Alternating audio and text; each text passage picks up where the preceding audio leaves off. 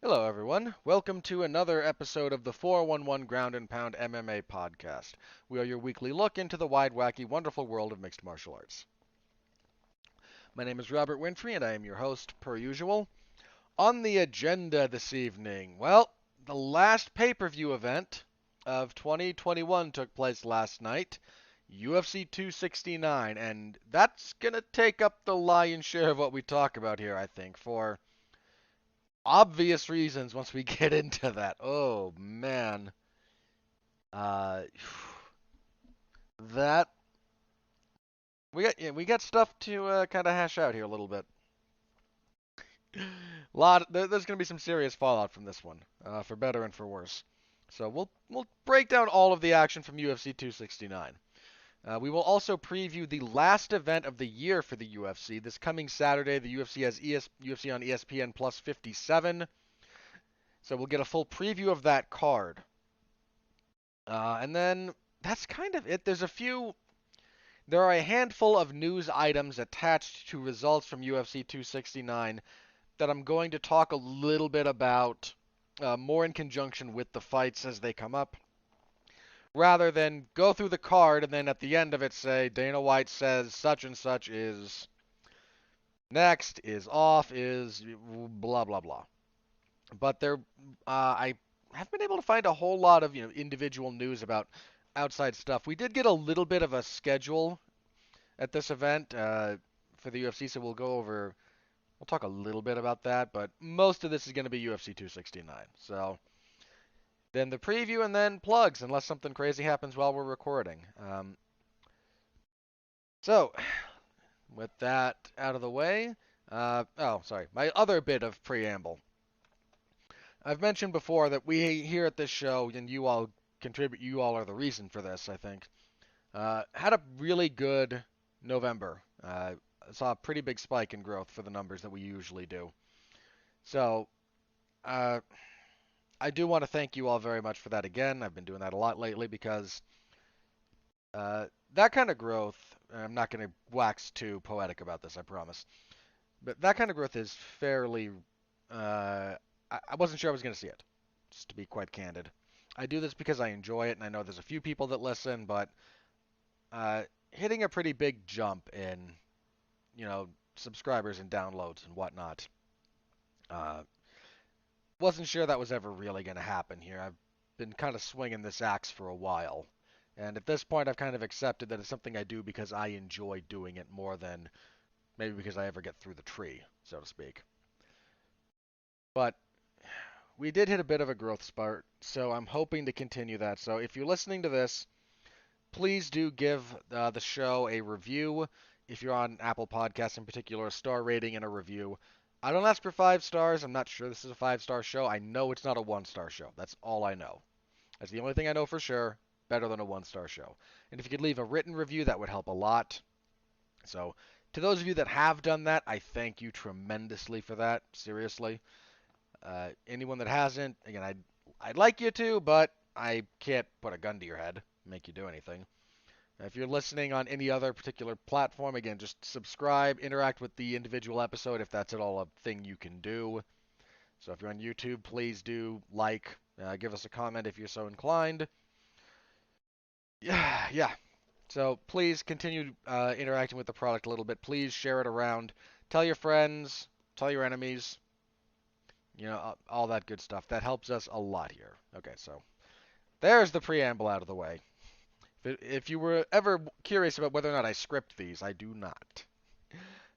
Some of the other stuff I do on occasion, I do write out like either scripts or bullet points, loose stuff. But this is a lot more extemporaneous.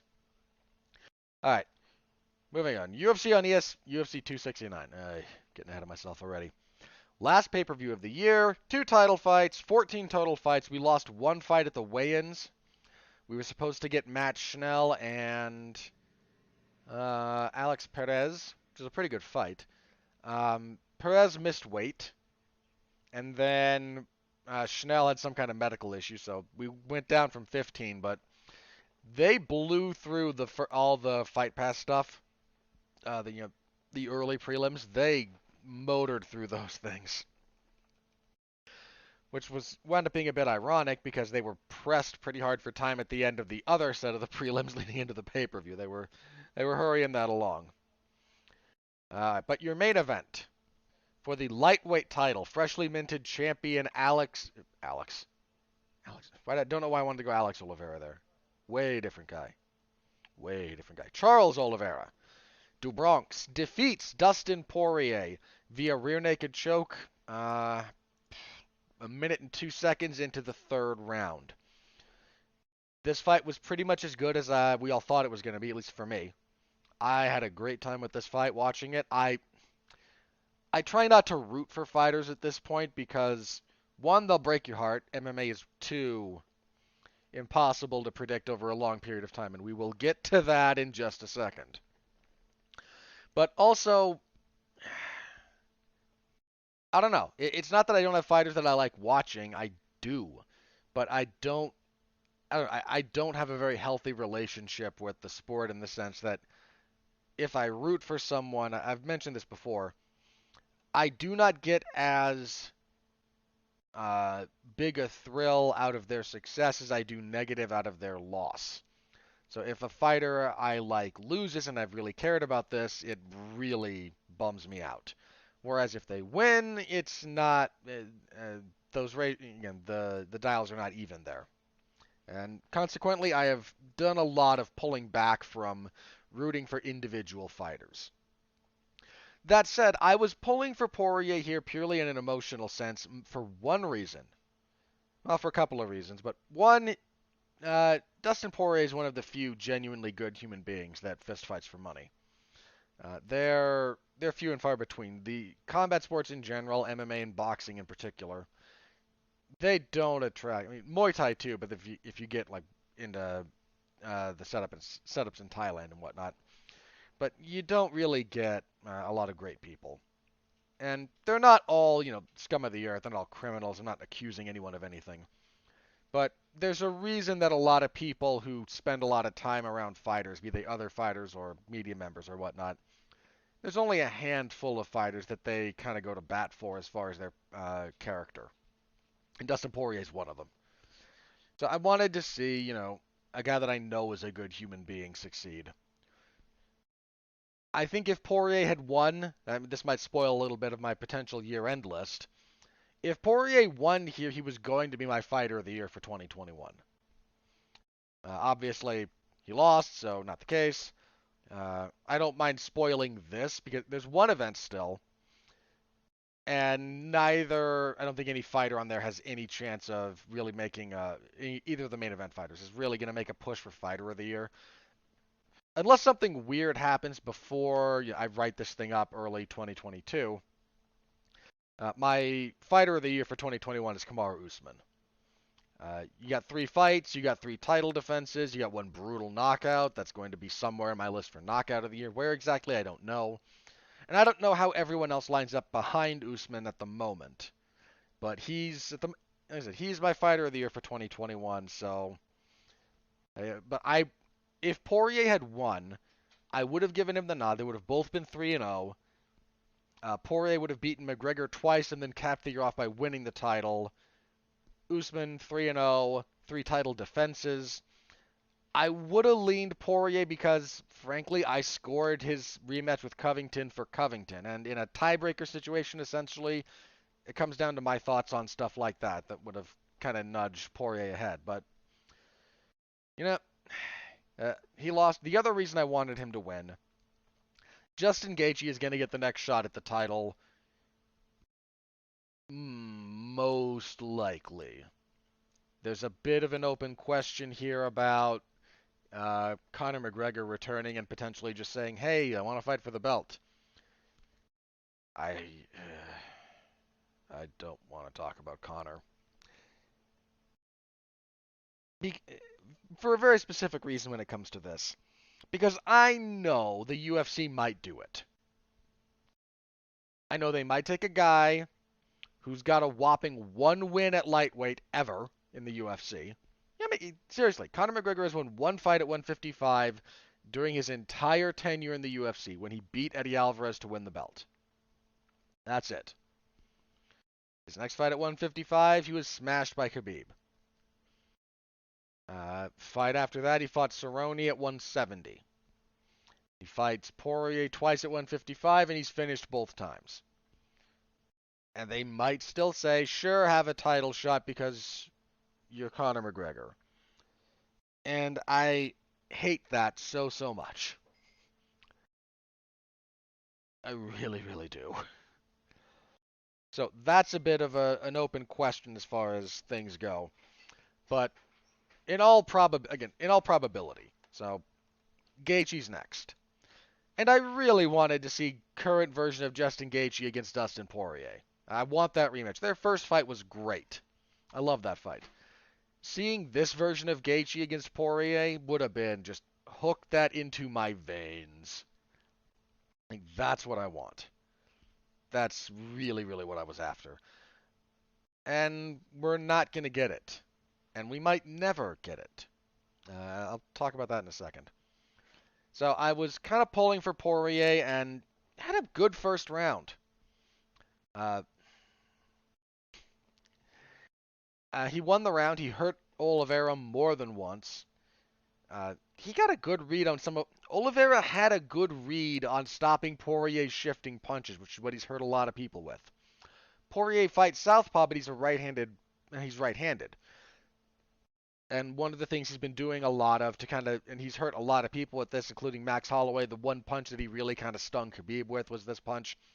He starts out in southpaw, throws the left hand, and he steps through while doing it. Then he throws the left hand now in the lead as a jab, and this kind of steers you to his right, and then he throws a right overhand. He hurt Max with that. He stung Khabib with that. He hurt Conor with, that's a punch, and that's a sequence he uses a lot. Oliveira had a pretty good read on how to stop that. He closed distance so that Poirier couldn't really step through on his shift. And then, because Poirier does this while dipping his head as a means of avoiding being countered, threw an uppercut. It was a good way to stop a weapon that Poirier shows off. So Poirier baited that counter and then cracked him with a right hook at one point in the first round and sent him wobbling. It was a good first round. The second round, there's a very real argument for Oliveira winning at 10-8, based purely on winning it by a wide enough margin. I didn't quite go there personally, but I don't object to anyone that did. It was an interesting sequence, and they fight. It needs to be said about the first round. The pace that those two fought at was bonkers. Charles Oliveira, I think that guy knows he can't fight 5 rounds. And because he knows that, his goal is more to set an unsustainable pace for the first 3.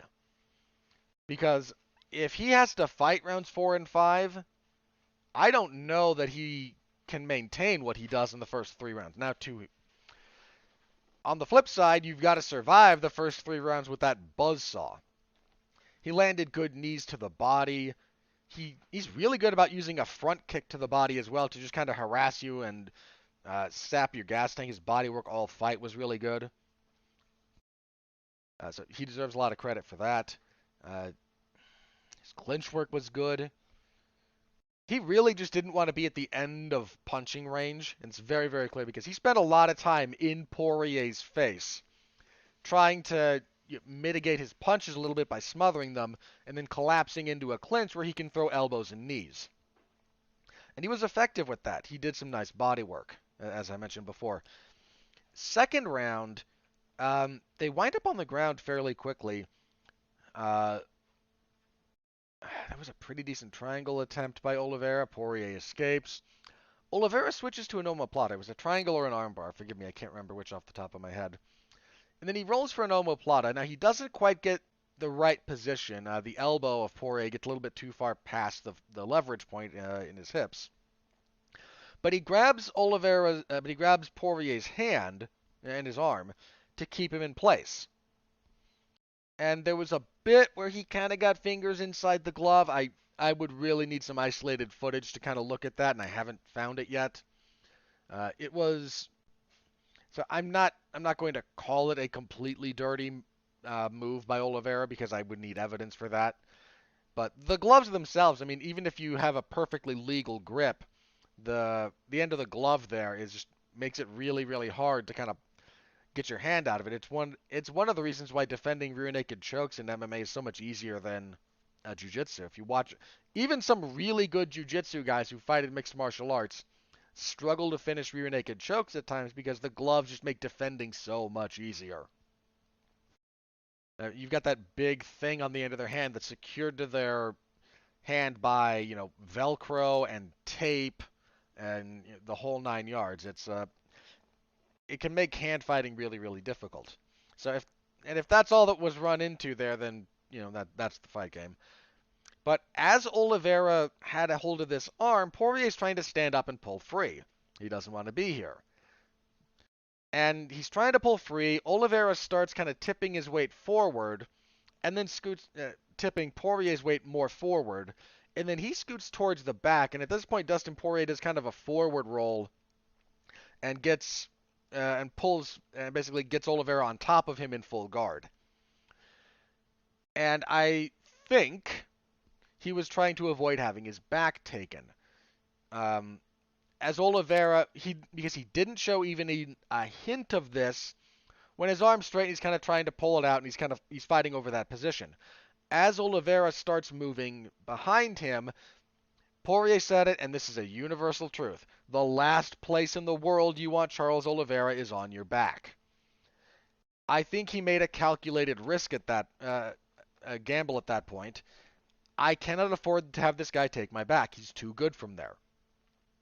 So I roll through. He can't get my back. He gets on top. The round's gone at this point, more or less. And whatever, it's round 2. We got 3 more rounds. I don't want to lose the round, but I'd rather lose the round than lose the fight. Which is a very fair calculation. I don't begrudge him that at all, especially trying to do it in real time against Charles Oliveira. What he did after he was on his back was a little bit strange.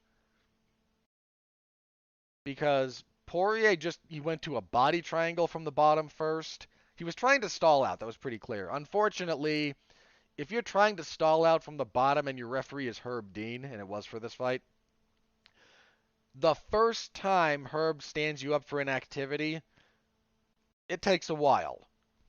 And to Oliveira's credit, he was good about landing short elbows and fighting to get his posture up and doing enough that even refs with a quicker trigger on resets from that position might still have let him do everything he was doing. This is not me saying Herb Dean's a bad ref. I'm not throwing shade at the guy. I'm saying every ref has some idiosyncrasies about stuff that is their strike zone. Every umpire in baseball is a slightly different strike zone. Same is true for certain positions and certain referees in MMA, for better or for worse. And so there's plenty of times when it's both. So Herb was going to let him work, and Poirier never really tried to get Oliveira off of him. He just tried to stall out. Now, one of the things that he mentioned about and this was a lesson he learned from the Khabib fight, there were times when he was fighting too hard to regain his feet against Khabib, kept giving up other positions, kept getting controlled, and kind of figured it would be better to I've got full guard. This isn't pleasant because Charles Oliveira is a very good fighter and he's going to elbow me, but I'm not going to spaz out here, and I'm not going to give up my back to this guy. Ironic considering how the fight ended, I know, but it's a bit of calculus that's understandable. In some respects, I was a little surprised he never tried to get feet on the hips. I mean, he never even tried. Now, maybe he could feel where Oliveira was and was like, okay, if I try to do this, he's going to pass, and I don't want to deal with that. So I'm not saying there's no arguments to be made. I'm saying it was a little bit surprising to see him just bail on essentially like 3 minutes of that round. And he got elbowed in the face a lot. We start the third round, and there's not a lot in the third round to talk about, so I have to be kind of careful here. But there's some stuff I noticed. One, I don't think Poirier's legs were quite under him. I don't know if he was gassed out a little bit from his guard work. And you might look at that and go, he didn't really do anything active with his guard. Why would his legs be gassed? Well, what you're doing there on your back in guard, if you've never done this, there is still muscular tension in your legs. You're still squeezing, you're still moving, and it's not pleasant. If his legs were still a little bit compromised, uh, that might have contributed. Poirier came out, they traded again. He tried a right hook, but he was a little bit off balance. His legs weren't quite there. Oliveira ducks because Poirier had become a touch predictable. He was really looking for that right hook, and once you become a bit predictable, he ducks under it, he gets the back, he jumps to the backpack, he fishes for the choke, and eventually gets it. And yeah, that's the fight at that point. Gutted for Poirier. Before I move on to Oliveira, I want to talk about Poirier for a second because there's a few things that kind of came out after the talking points and whatnot that I saw some pushback on a little bit, and I think there was a misconception about what some people were saying about this. So let me give you my take. One of the things that was said was this was people, and because it's Twitter, people overreact. But that this might have been Poirier's last shot at the belt. Now, here's the thing. This is a slightly more nuanced point than can be made on Twitter necessarily, so it's going to take a second here.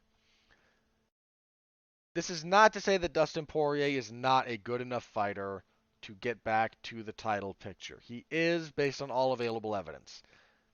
If they were to fight again, he might even win a rematch. He might. I would pick Oliveira the second time around, but Poirier's good enough, he might do it. He's a very, very good fighter.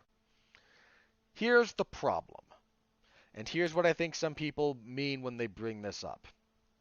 One, it's hard to get a rematch in a fight where you were definitively finished. Not impossible, just hard. Especially if it's not some major upset. And again, some of that plays into the co-main event, which we'll get to. But it's harder to do. Not impossible, just more difficult. Dustin Poirier both these guys are 32, but they're not the same 32. Dustin Poirier's been in some wars. If those are catching up to him, this might have been his last best shot at getting to the belt, because that bill comes due, man. His fights with Eddie Alvarez were wars. His fight with Gaethje was a war. His fight with Dan Hooker was a war. Like, his fight with Max Holloway certainly wasn't easy. And that adds up. That bill comes due for everybody. Now, maybe not today, maybe not tomorrow, maybe not next fight for Dustin Poirier. He might have a few more good years left in him, or at least, I'm not declaring to you that he's washed up and should retire. But we can't ignore the reality of Dustin Poirier's career and the physical toll that exacts. Oliveira might have, more fights. But if you look at a lot of Oliveira's career, that man had a long period of time, and he fought a lot of suboptimal opposition along the way, to put it kindly. He had a lot of times he just ran through people. Or if he got hurt and finished, it happened in relatively short order. What was the last time Charles Oliveira was in a knockdown drag-out war? Maybe this, maybe Chandler. But the Chandler fight ended in the second. This one barely got a minute into the third. I don't really think you can quantify those as, wars in MMA, unless you're a real, Roadhouse-style brawl, or you really develop a fight over time, and that hasn't happened for him. His losses at times have been bad, Like, that guy got submitted twice in a row by guillotine chokes after he gassed out and got sloppy with his takedowns. He was fighting at featherweight at the time, but it happened. Max Holloway stopped him in less than a round after a neck injury flared up. Like, it's not that the man is this paragon. He's had bad losses, but he's never taken a real beating. He's never been in one of those blood and guts fights. And I think he's probably got more tread on the tires than Poirier as a result. And I think that deserves to be acknowledged. So Poirier, 1, might be slowing down. 2, had a good first round, but it's not like what Oliveira did here was some miracle comeback. Oliveira dominated the second round and then finished in the third. I'm not saying there's no case to be made for a potential rematch down the road. I'm saying that's a harder sell than you might think. Third, and this might be the biggest one you have to consider, this is lightweight. You've got Justin Gaethje on deck for Oliveira, logically. You've got early next year Beneil Dariush and Islam Makhachev. The winner of that fight should be next. You've got 2 long winning streaks, 7 and 9. 9 for Makhachev, 7 for Dariush. Whoever wins that fight, however they win it, they're next. They've got next. So, Gaethje or Oliveira, and if that fight happens, logically I'm going with Oliveira. My emotions say Gaethje because I love that guy. But I'm probably gonna pick Oliveira, all things considered.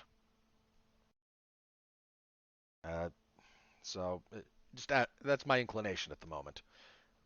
But they've already got their next fight set up. It's the winner of Makhachev and Dariush. So we're already talking about, 10 months of that title picture being set. Now, again, the Gaethje fight is not official at the moment, and Makhachev and Dariush is not officially a number 1 contenders fight. I'm going based on what I think should happen, and what I think we can all agree would be logical. So what comes after that? Well, if you're Dustin Poirier, you've probably got a fight again between now and then. If you want to stay in the title picture, you can't take a soft touch. You maybe do the 4th fight with Conor. That fight makes a bit more sense now. Maybe the UFC hotshots Conor into the picture to close out 2022. They do stupid stuff like that. You've got Michael Chandler, are we going to pretend that Chandler with another win might not get back into the title picture? Dan Hooker's dropping back down. You've got guys coming up, too. You've got Gregor Gillespie sitting at 10. I don't know why Conor McGregor's ranked number 9. The man has not won at lightweight since... I'm going to find that specific number because this annoys me. Look, I'm not saying there's not an argument that Conor McGregor is a good lightweight fighter. Because he very well might be. Yeah, okay. November of 2016, Conor McGregor wins a lightweight fight. That's it. That is it. That man has not won at lightweight in over 5 years. That was November of 16. So, yeah, over 5 years. He has not had a lightweight win. They're still ranking him as the number 9 lightweight contender. Get bent. That's utterly indefensible. Utterly indefensible. Look, he comes back and he beats a top contender, fine. Rank him appropriately. 0 wins at lightweight in over 5 years. No. Unacceptable. Straight unacceptable. And on the back of 2 finish losses. Okay, look, injury in the most recent one, fine, whatever. Still, he got stopped. But I mean, Rafael Fiziev is at 11. You've got Arman Tsarukyan at 13. You want to tell me those guys aren't primed to make a big jump? You got Tony Ferguson still sitting at 7. We're waiting to see what happens with him. Dan Hooker's probably going back to featherweight. So these rankings currently are not updated after this event. So they've still got Dustin Poirier sitting at 1. And given how stupid some of the rankings are, he might still be there after this event. He shouldn't be, but he might. But I mean, the point there is look at that. I don't know. I don't know why Ferguson's 7. Look, I love Tony Ferguson, man. I've sung that man's praises a lot. But he's lost 3 in a row. Now, granted, Gaethje, Oliveira, and Dariush, not an easy fight amongst those, and I still don't know how he didn't tap out to that armbar Oliveira had him in the first. I don't know. Like, you've got to be just a total maniac to accept that your arm's going to get busted here or the round's going to end. Those were the only 2 options for him, apparently. You've just got a bunch of guys who are going to start making moves up that division. By the end of 2022, in 12 months, the top of that division is going to look different. I'm not saying Oliveira won't be champion necessarily, but is Tony Ferguson still going to be a top 10 contender at the end of the year? I don't think so. Is McGregor? He shouldn't be now. Hooker? Probably on his way out of the division. Rafael dos Anjos? I got a hard time seeing. I mean this with all due respect to RDA, that man is an all-time great fighter, and is never going to get the appropriate respect he deserves for that, and is going to constantly be forgotten about. I don't think he's got another run to the belt in him. So we've got guys coming up. There's some great guys who are unranked at lightweight. It's friggin' lightweight. I don't know that Poirier gets another shot. Between his mileage, this fight going the way it did, and the nature of the division. I might be wrong, and I like Dustin Poirier. I'm not rooting for him to never get another shot at the belt. That's the other thing, though. And this needs to be said. That was his second shot at the lightweight title. And he ran into Khabib the first time, and he ran into Oliveira this time, and that sucks. That really sucks if you're that good, and it takes someone like Khabib or Oliveira to keep you down, and he got close to beating Oliveira. I'm not saying the first round was 10-8 material, it wasn't, but he rocked him more than once. Poirier's punching power is real. But saying that this might have been his last shot at the belt, if you're declarative about this, I think you're being overly pessimistic. But I do think it needs to be said that maybe, this might have been it. I tend to think not, but would anyone be surprised? It sucks, but it just needs to be said out loud. About Charles Oliveira, who's probably got Justin Gaethje next, and that fight will be nuts. That's just a crazy fight. Oh, I put up a tweet asking for questions on Twitter about this, and someone on Twitter did ask what happened to Charles Oliveira's. What happened to Dustin Poirier's gas tank?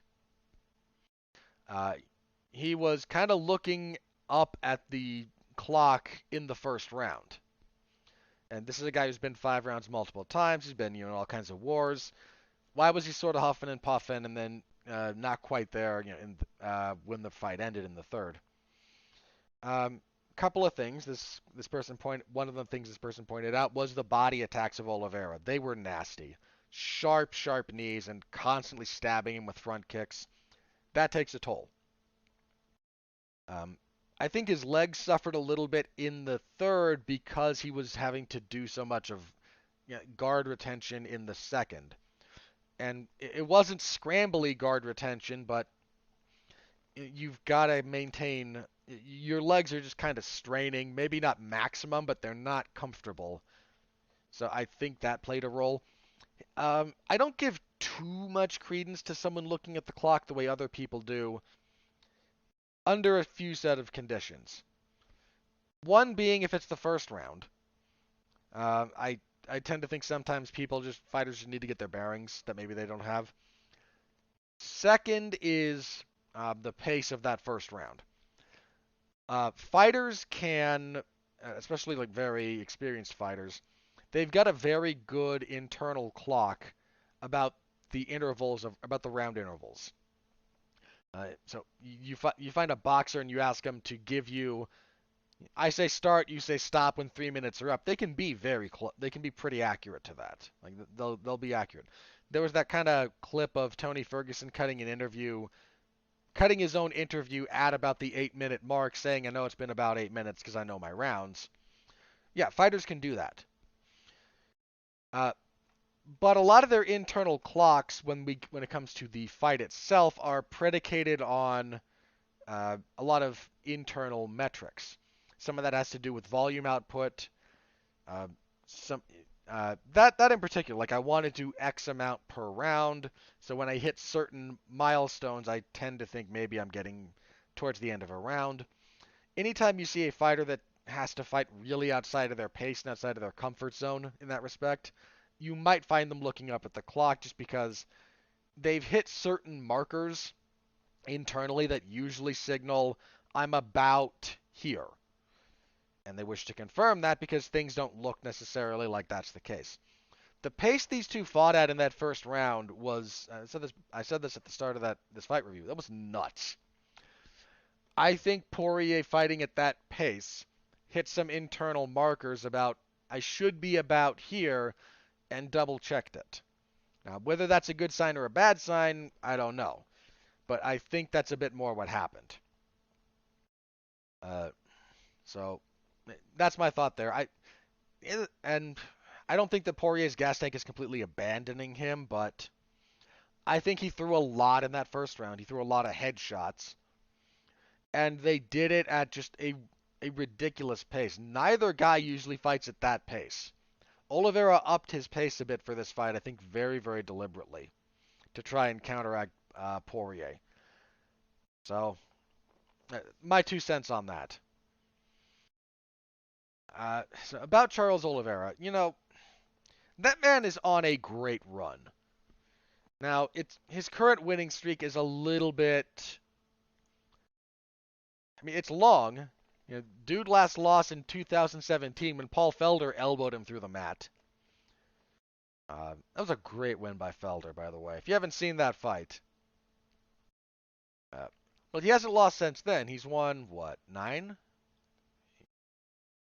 7, 8, 9. Yeah, this was 10. It was 9 coming into this. He's won 10 fights in a row. And if you want to look at the first, 3 to 4 in that group, Clay Guida in 2018, yeah, that's comical. Christos Yagos, who I don't even think is with the UFC anymore. Jim Miller in 2018. Bear in mind, Miller kneebarred Oliveira several years ago. That was Oliveira's. Is that his first loss in the UFC? Yeah, it was. It was his first loss ever in 2010. Miller in 18, certainly not the same guy. David Tamer, Nick Lentz. I mean, I don't know why he fought Nick Lentz as many times as he did, but hey. So there was a bit of rebuilding there where he fought some guys who were a little bit past it, a little bit washed. After that, though, I mean, in 2020, he fought Kevin Lee and Tony Ferguson and beat them both. In 21, he's beaten Michael Chandler and Poirier and finished them both. That 4-fight stretch, even if you ignore the 6 fights before, that 4-fight stretch is impressive.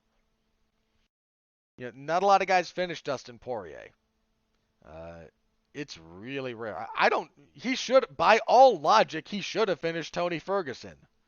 Like, that still doesn't make sense. But to have this his only decision in his current stretch was the Tony Ferguson fight. Tony Ferguson's just a maniac. Even when he's losing, he's a maniac. And I mean that as a compliment. He's on an all-time great run at the moment. You don't see 10-fight winning streaks at lightweight all that often. I mean, winning consistently in the UFC to begin with is hard. Do you know how many people even get to a 5-fight winning streak? I mean, it's hard. Dude's got 10. His last 4 fights have been, say what you will about Kevin Lee no longer being in the UFC, but it's not an easy fight. Kevin Lee actually said something interesting on Twitter ahead of this fight. He said that Charles Oliveira was the most skilled fighter he ever fought. And you look at some of the guys Lee was in the cage with. He fought Tony Ferguson. He fought Rafael dos Anjos. He fought Edson Barboza. He fought Gregor Gillespie. He fought, Michael Chiesa. He fought a lot of talented fighters. And for him to single out Oliveira as the most skilled, that says something. So Oliveira's just on a really, really good run. Him and Justin Gaethje, I don't want to spend too much time speculating about this fight because I want to preview it appropriately if that fight comes up. But Charles Oliveira is a dangerous, dangerous man. He's got good striking and a good pace around it.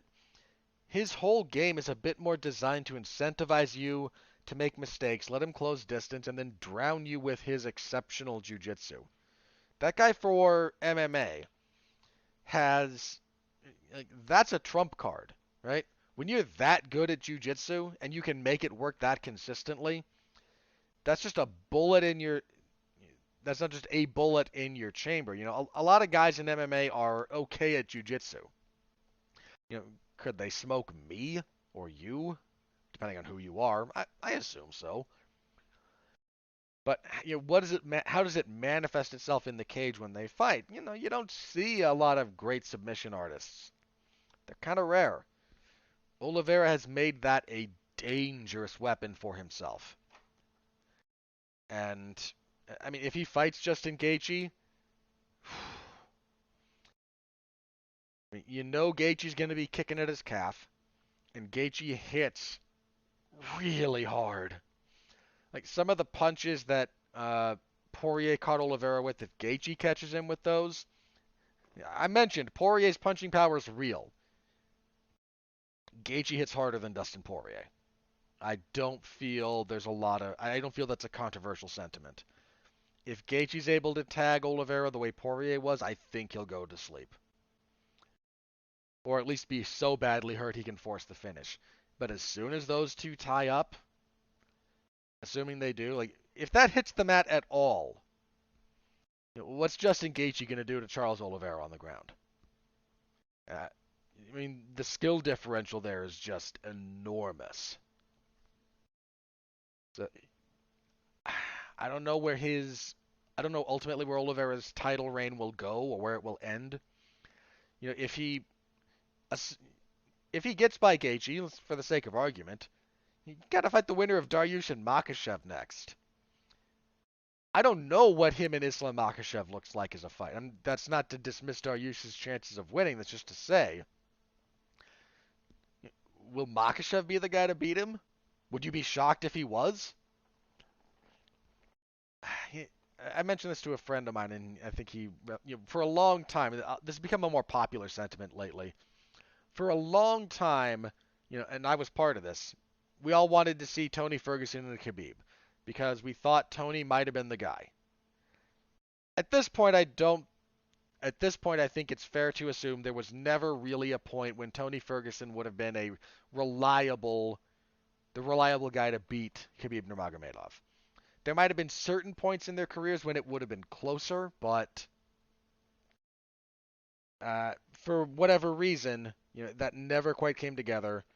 And it's a darn shame because I wanted to see that fight. We all wanted to see that fight.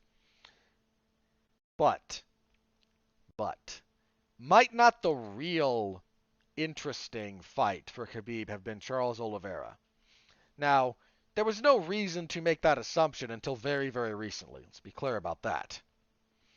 But you want a guy who's got lights out, killer jiu-jitsu, a good bottom game.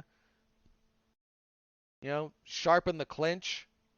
Not a, you know, it's Oliveira might have been the guy. I would not have picked him. Even now, well, like you take the best version of Charles Oliveira, which I think is the current version, against the best version of Khabib. I still favor Khabib. I think Oliveira would be a bit too willing to try and play guard, and I think he would take too much damage along the way trying to get some of his game working against Khabib. That's my hunch. But don't tell me that as things currently stand, that's not maybe the fight you'd be most interested in. Now, we're not going to get it, and c'est la vie, man, such is life. But that might have been the fight. That's the fight I don't think anyone realized we wanted until the possibility of it happening was no longer there. So, congratulations to Oliveira. He keeps the belt, gets his first title defense. Good performance. He again kind of persevered through adversity in ways he hadn't really before. I still wonder about his gas tank. I think that's a question mark. I also think, and this is something that both of his last two opponents have maybe not exploited or brought up. Dustin Poirier threw 96% of his strikes in this fight to the head of Charles Oliveira. When all you have to do is defend one part of your body, it's not the most difficult thing in the world. It's still not fun when Dustin Poirier's, throwing rocks at your skull. But if you're not worried about your leg or you're not worried about your body, that does make things a little bit easier. And as far as 96. I just want to confirm this. Michael Chandler in his fight, okay, he threw a little bit more. Chandler threw 73% to the head, which not as much as Poirier, but still, that's an overwhelming majority. And then 20% to the 20% to the body. Chandler will go a little bit more to the body, but I wonder how everyone. I think there's a bit of a reputation around Oliveira that needs to be addressed. I think if you want to sap him and to get him to a point where he might break mentally, you're not going to do it by hitting him in the head at this point. I think he's figured out a way to deal with that. And God bless him for doing so. Because that was the rap on him for a long time, was he was a front runner, and if you put adversity in his face, he would crumble. That's not the case anymore. I wonder about his gas tank, and I wonder how he might respond to some serious body work or serious leg work.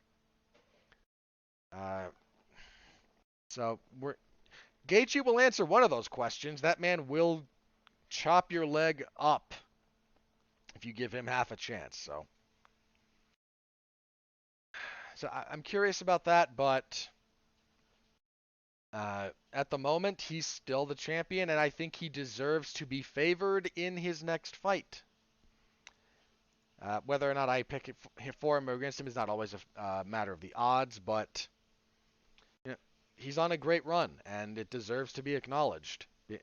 He's got to deal with the specter of Khabib, and he had to overcome here. A lot of people, myself included, thought Dustin Poirier is the best lightweight in the world, and he seems to finally be moving past that. So good on him. Curious to see how his next title fight goes, and looking forward to it. All right, our co-main event. Julianna Pena defeats Amanda Nunes via rear naked choke, 3:26 of the second. I said this when I previewed this show. If Nunes keeps fighting, somebody's going to beat her. It's inevitable. That's true of everyone. You fight long enough, you lose. Khabib got out before that happened. Floyd Mayweather managed his career and cherry-picked his opponents in such a way that he was able to avoid it and was certain, lest that sound like the man was not the best boxer of his generation. On top of that, he absolutely was. But that doesn't happen very often. You fight long enough, you lose. Fight long enough, you have a bad night, somebody else has a great night. Something goes wrong in prep. Who knows? I didn't pick Pena here. I don't know anyone that picked Julianna Pena to win. I really don't. And I think even if people picked her to win, they would not have envisioned the fight going the way it did.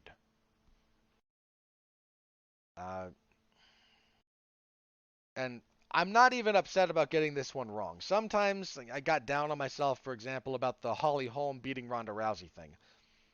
Because all the evidence that was going to happen was very clear. That was very, very clear. That's not the case here. All right. I mean, last year, Julianna Pena got submitted, choked out by Germaine Durandamy. The only woman Germaine Durandamy has ever submitted, Julianna Pena.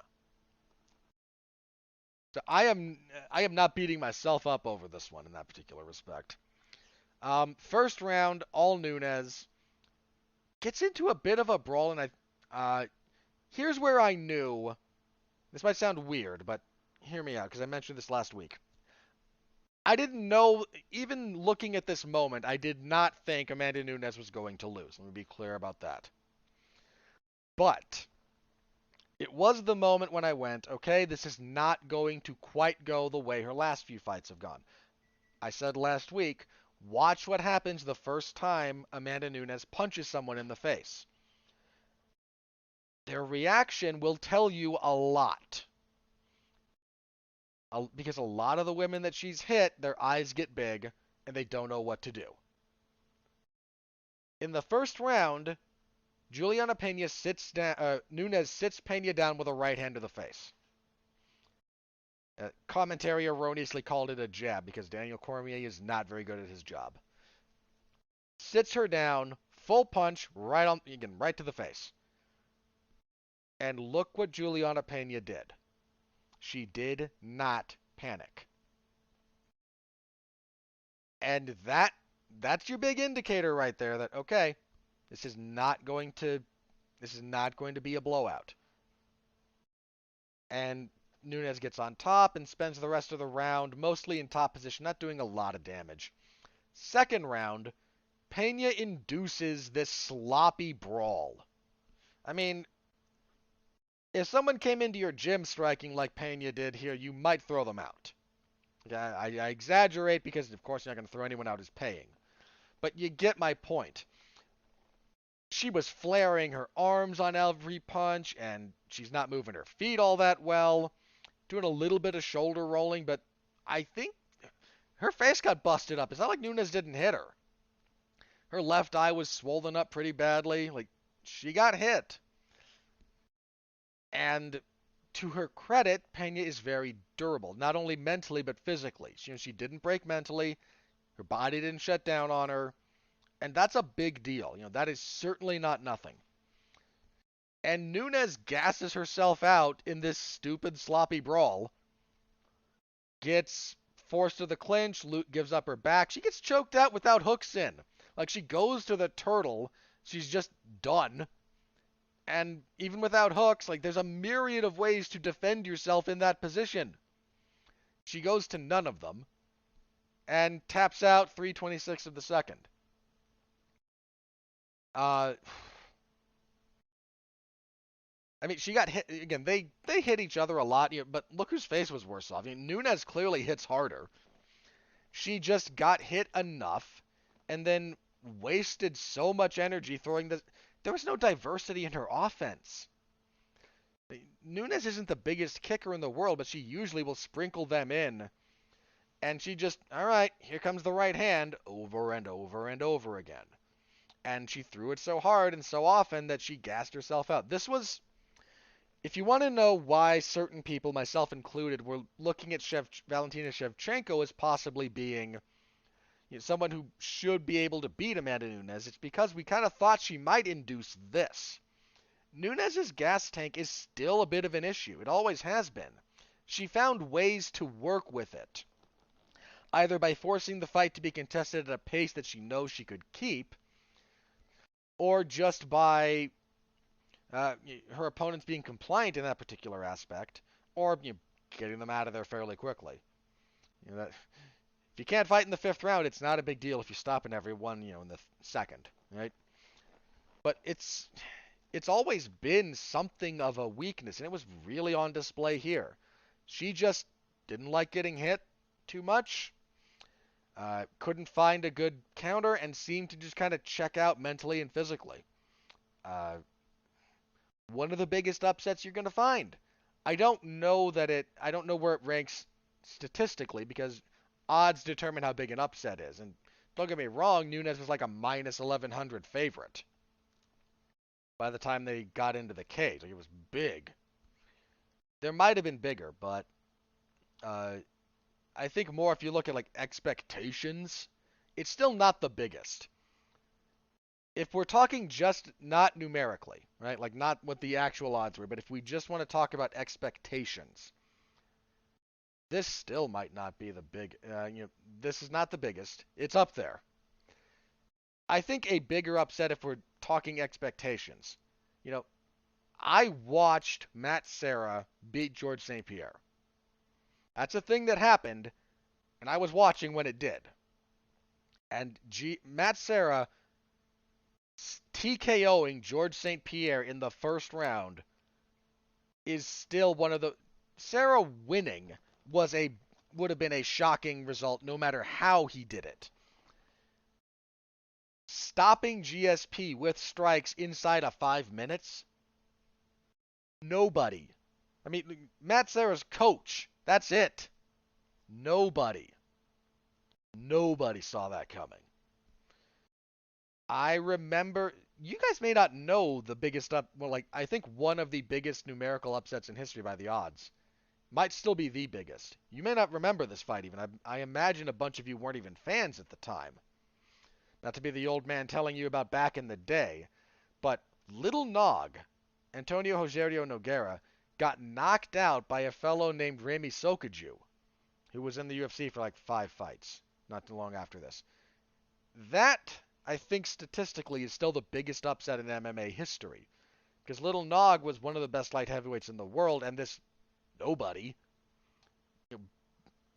beat the brakes off of him in short order. When I say knocked him out, that was not a long fight. It was a very, very short fight in point of fact. Let me look that up real fast. I can't remember exactly how long it was. I mean, it was, in 23 seconds in 2007. Bear in mind, to this point, Nogueira, again, Little Nog, had 1 loss to Vladimir Matyushenko, long winning streak, 1 loss to Shogun in the 2005 Grand Prix, the one that Shogun would go on to win. He was coming off a win over Alistair Overeem, where he made Overeem's corner throw in the towel. And Sokaju, who is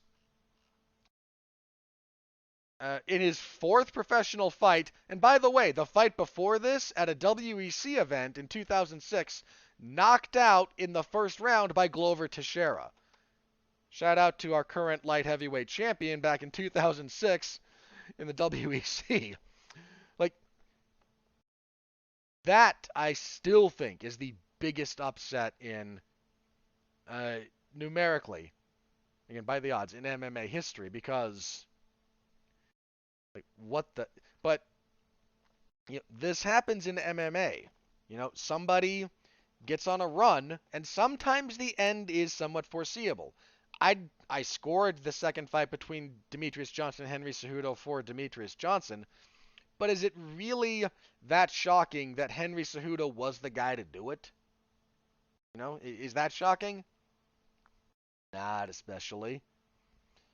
When Rampage knocked out Chuck Liddell, was that shocking? Okay, maybe you didn't expect him to do it in the 1st round, but Rampage was a top-tier fighter. That shouldn't shock you. George never, Chris Weidman beating Anderson Silva. There were rumblings from people about Weidman being maybe the guy to do it. Now, was it still shocking to see Anderson Silva lose? I was watching that fight live, too, Yeah, I didn't see that. I didn't see that one coming, but was it completely out of left field? Sarah beating GSP, left field. Holly Holm beating Ronda Rousey. Should that be that surprising? Not really. Pena beating Nunes. Should this be that surprising? Yeah, it kind of should. A little bit out of left field here. Here's the thing about Pena when it comes to this. This was the first time she'd fought twice in a calendar year since 2015. Right? Like, she fought twice in 15, once in 16, once in 17, didn't fight in 18, once in 19, once in 2020, and then twice in 2022. I mean, she missed all of 2014 with that terrible knee injury. There wasn't a huge body of work here to draw on to make you think she was going to be the one. But sometimes that's what happens. Amanda Nunes, just throwing this out there. Again, long winning streak, if we wanted to go numerically. How many fights was that in a row? I'm just curious.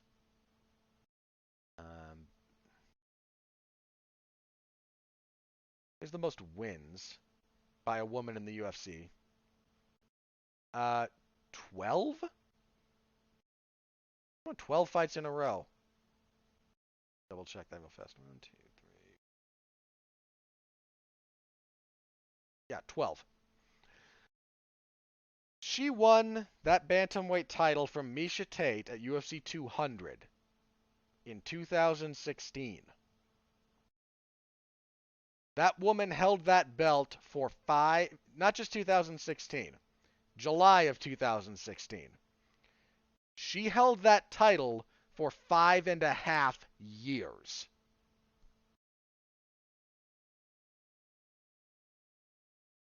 Right? That's ridiculous. Those kinds of title reigns in MMA are extremely rare for a reason. I mean, her run is one of the all-time great runs in MMA. Now, it's somewhat counterbalanced by the level of opposition. The second fight with Valentina Shevchenko, I thought I scored that fight for Shevchenko. She followed that up by beating Raquel Pennington, was wildly overmatched.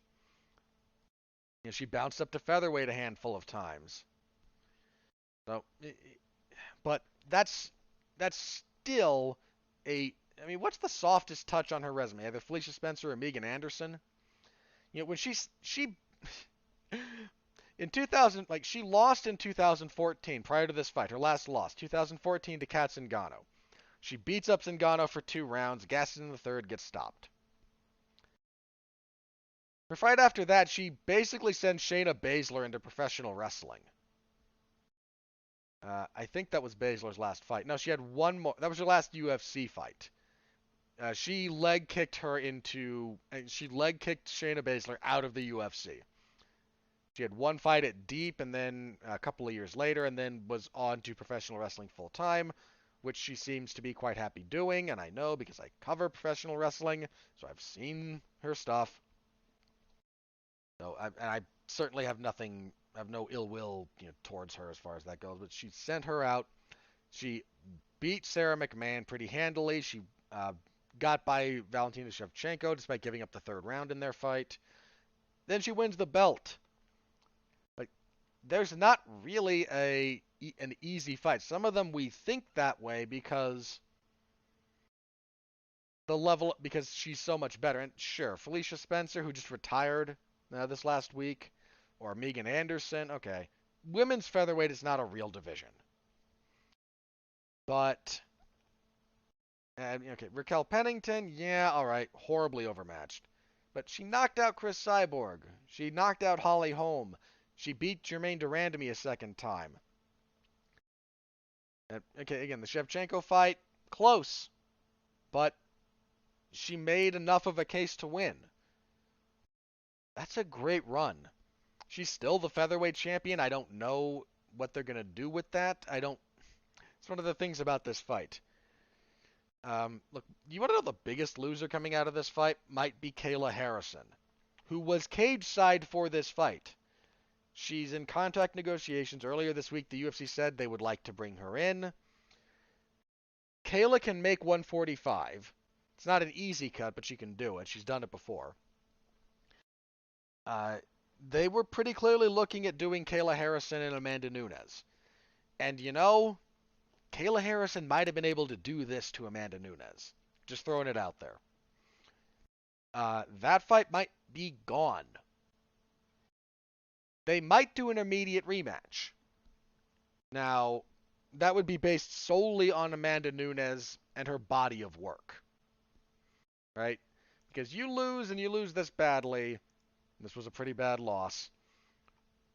That tends not to go to warrant an immediate return match. But you've got her as... but you do have Nunes as this, great champion, and sometimes fighters with this body of work will get an immediate rematch. They might do that. It's not like someone else is beating down the door here. We look at the rest of the top rankings here. You've got Holly Holm sitting at 1. Somebody got cut because everybody bumped up. I forget who it was, so forgive me. Irene Aldana. This has Pena at 3, but obviously she's not the champion. So if we substitute her as champion and drop Nunes to 1, Holm and Aldana drop 1, and then Aspen Ladd, Ketlin Vieja, Yana Kunitskaya, Misha Tate, Raquel Pennington, Sarah McMahon. Like, who's getting stepped on if they do an immediate rematch? I'm just throwing it out there. I mean, where did the UFC pull in these rankings? I assume they pulled Germaine Durand to me. It's kind of what I'm thinking here. I don't think she's been cut, but I might have to double check that. Either way, neither here nor there. So we might get an immediate rematch, and I can see the argument for doing so. Here's something else that needs to be brought up. And look, I'm just going to throw this out there. If they have a rematch, Amanda Nunes might win. Right? I might still favor her to win, quite candidly. Sometimes you have your worst night when someone else has their best night. And I think there's a degree of that went on here. A degree. I'm not trying to say that Julianna Pena didn't deserve to win. She overcame serious physical adversity, punched Amanda Nunes in the face a bunch of times, and submitted her. Like, there's not any argument that Julianna Pena is not the deserving victor here in terms of the fight. I only bring that up because I think it's important to understand, the full breadth here. And look, Pena might win the rematch if they have it. That, at this point, that shouldn't be terribly shocking. But in addition to the loss to Germaine Durand to me, where she was submitted, Julianna Pena has another submission loss on her record to Valentina Shevchenko.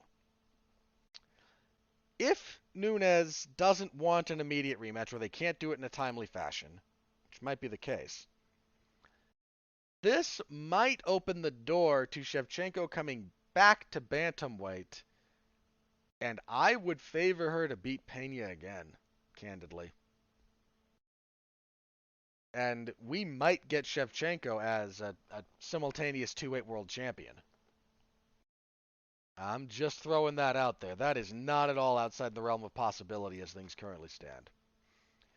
I might have favored Shevchenko to beat Nunes in a hypothetical third fight that Dana White had been crapping all over all week.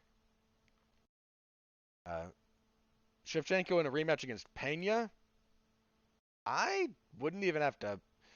I don't mean to dismiss Pena's chances of winning entirely. She's a pretty big bantamweight, and Shevchenko is not. But they fought once. I'm not saying we'd get a carbon copy of the first fight. You never do. But I would favor Shevchenko as far as that goes. Now, that might be moot again. We might just get a straight immediate rematch in short order. Who knows? But uh, big upset there. Big upset for Pena. So kudos to her in that respect. I have to wait and see what happens next. I think the biggest loser was Kayla Harrison, who she, look, Kayla can't fight at 135. That I don't think that's physically possible for her. She can make 145. She's done that once or twice. I know once. But, Nunes losing here might sour the entire marketplace on a potential featherweight title fight between those two. It might tie up Nunes in an immediate rematch in a way that makes bringing Kayla Harrison in at all just kind of unrealistic. Uh, really feel bad for Kayla Harrison here. I was hoping to see her in the UFC because if look, I don't know how hard. If you're listening to this podcast, I think you're a fairly hardcore MMA fan. Uh, Kayla Harrison, if you haven't seen a lot of her work, that woman is a wrecking ball. Straight wrecking ball. So, I was hoping to see her in the UFC, and I was hoping to see her in Nunes. I would not have picked her to beat Nunes, but I would have given very serious consideration to that. Very serious. Uh, so, we'll have to wait and see what happens on a few of these fronts. Um, I don't know how much longer Amanda Nunes is still going to be fighting. She's been doing this for a long time. She's been champion for a long time. She's got a family, a daughter. Like, there's a lot of stuff there. Nobody does this forever. Uh, so we'll have to wait and see on that. Uh, she might look. Pena might have to beat Amanda Nunes twice, and boy, is that a tall ask. A tall order, big ask to do that twice. So we'll have to wait and see on that. But probably your upset of the year in MMA. They had one of the awards like the week this week, like the World MMA Awards, I think. Where I know some of the winners. The guy who stopped Demetrius Johnson got upset of the year over in one. And frankly, he should thank his lucky stars that his fight that ceremony took place before this event because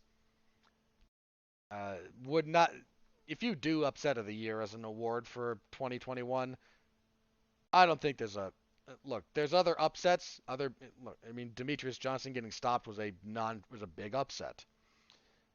Technically speaking, Sergio Pettis knocking out Kyoji Horiguchi was a pretty big upset. I don't think there's a bigger upset all year than Pena over Nunes. I don't do upset of the year as a category for my year-end awards, but if you do. Uh, so, yeah, it was crazy. That was a pretty crazy fight for as long as it lasted, too. So, yeah, that was your co-main event. Julianna Pena, new women's bantamweight champion. We'll see how long she holds on to it. Next up, I don't have a lot to say here. Jeff Neal defeats Santiago Ponzinibbio via split decision. 29-28 for Ponzinibbio. 29-28 for Neal. 30-27 for Neal. I was 30-27 Neal.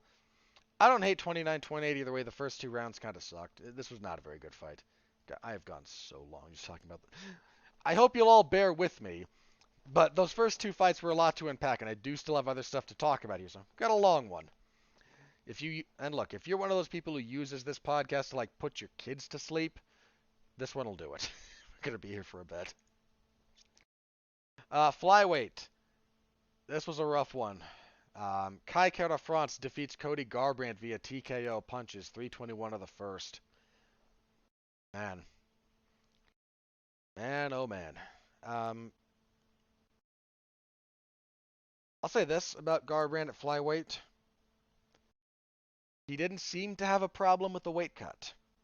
Um, he looked a little drawn out on the scale, but he looked much better than TJ Dillashaw did making the same cut, right? Even when Garbrandt was at bantamweight, it's not like you look at TJ at bantamweight and you want like there's no way that man could safely make flyweight. And he made flyweight, but I think we can all agree. I mean, by his own admission, he needed to, like, his body was not responding well. Look, whether you choose to believe him about that being the first and only time he's used EPO, I leave that to your personal judgment. But him saying that he needed it because his hematocrit started bottoming out during his weight cut, I'll buy that. Like, I will buy that his weight cut was so severe that his body started having that adverse a reaction. Garbrandt didn't quite seem to have that. So, I don't know that the man has a deep future at flyweight, but the weight cut does not seem to be prohibitive. For Dillashaw, it clearly was. For Garbrandt, I don't think the weight cut is going to be the big hurdle here necessarily. It's not a great thing, but I don't think that's the prohibitive issue.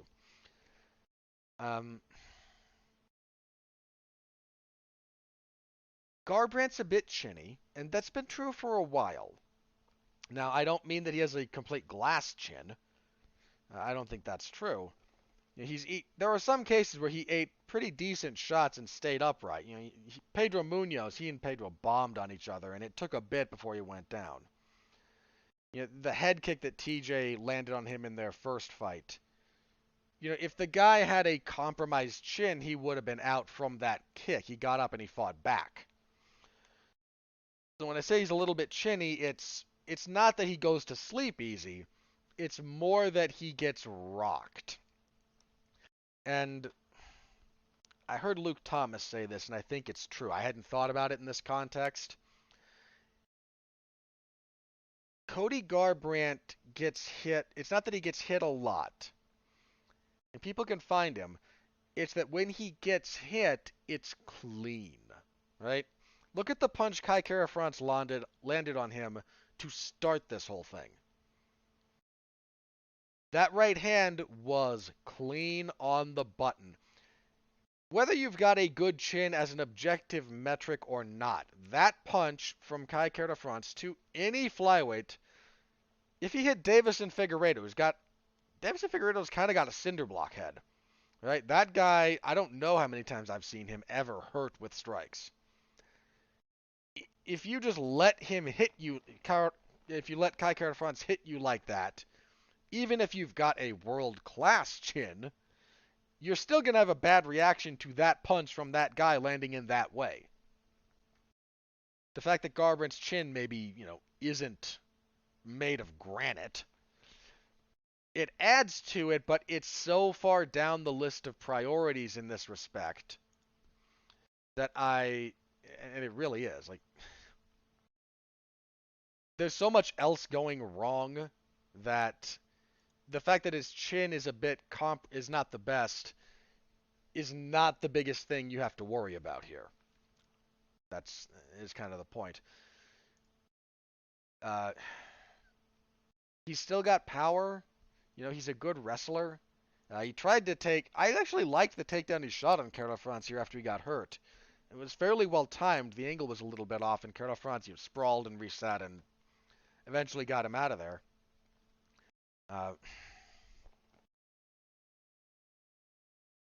I don't know what the future holds for Cody Garbrandt at this point. I don't know that many people who have had this precipitous a fall after such a remarkable fight. Well, let's rewind the clock here for, a number of years at this point. Good grief. But let's go back to, 2016, I think?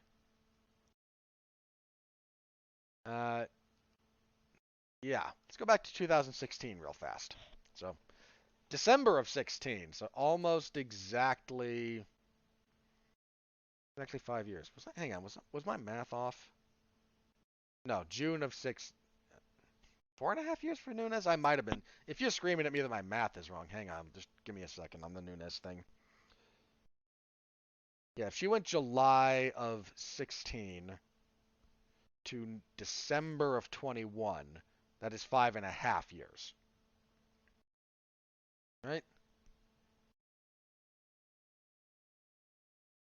Yeah, because we'd already passed the 5-year mark, which was July of this year. Okay. Still okay on that. So let's go back to just about 5 years ago, almost exactly 5 years ago, in December of 2016. Cody Garbrandt, 10-0, mostly a slugger, fights Dominick Cruz and puts on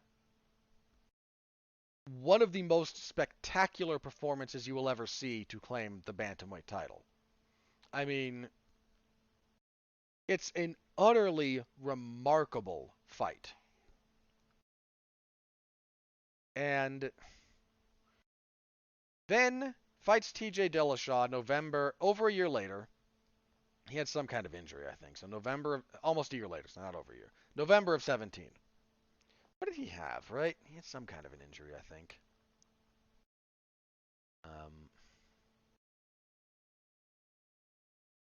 Yeah, he had a back injury. Really unfortunate. Uh, the first round of Cody Garbrandt and TJ Dillashaw at UFC 217 is just a continuation of that previous fight, basically. I don't think Dillashaw lands a clean blow all round. He shut TJ Dillashaw down. Dillashaw adjusts, cracks him with the head kick in the second round, is able to get the finish. And it's all downhill from there. He loses 3 in a row, loses a rematch with Dillashaw, gets knocked out by Pedro Munoz in 19, gets a win in 2020, knocking out Rafael Assunção, then loses to Garbrandt, now loses here in his flyweight debut.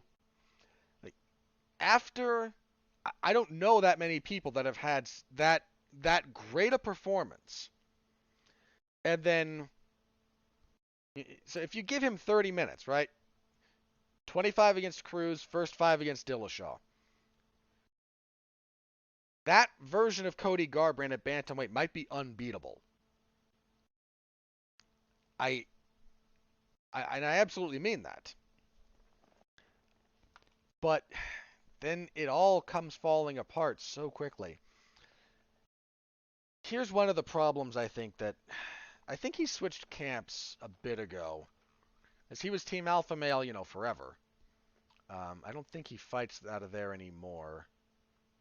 He does some of his work there. He also does some at Mark Henry's MMA. The guy who does Frankie Edgar in the East Coast kind of Super Friends group. He kind of does work between the two camps. And I think, quite sadly, the guy who really kind of made Cody Garbrandt what he was Justin Buchholz. And Buchholz when Buchholz left Alpha Male and Garbrandt stayed. I don't think he's ever found another coach who understood him, who could communicate with him, and you found that kind of harmony. I just don't think he's found it. And I think that's a real problem. I don't know what he does. He might try another flyweight fight, but he's what 1-5 in his last 6 now.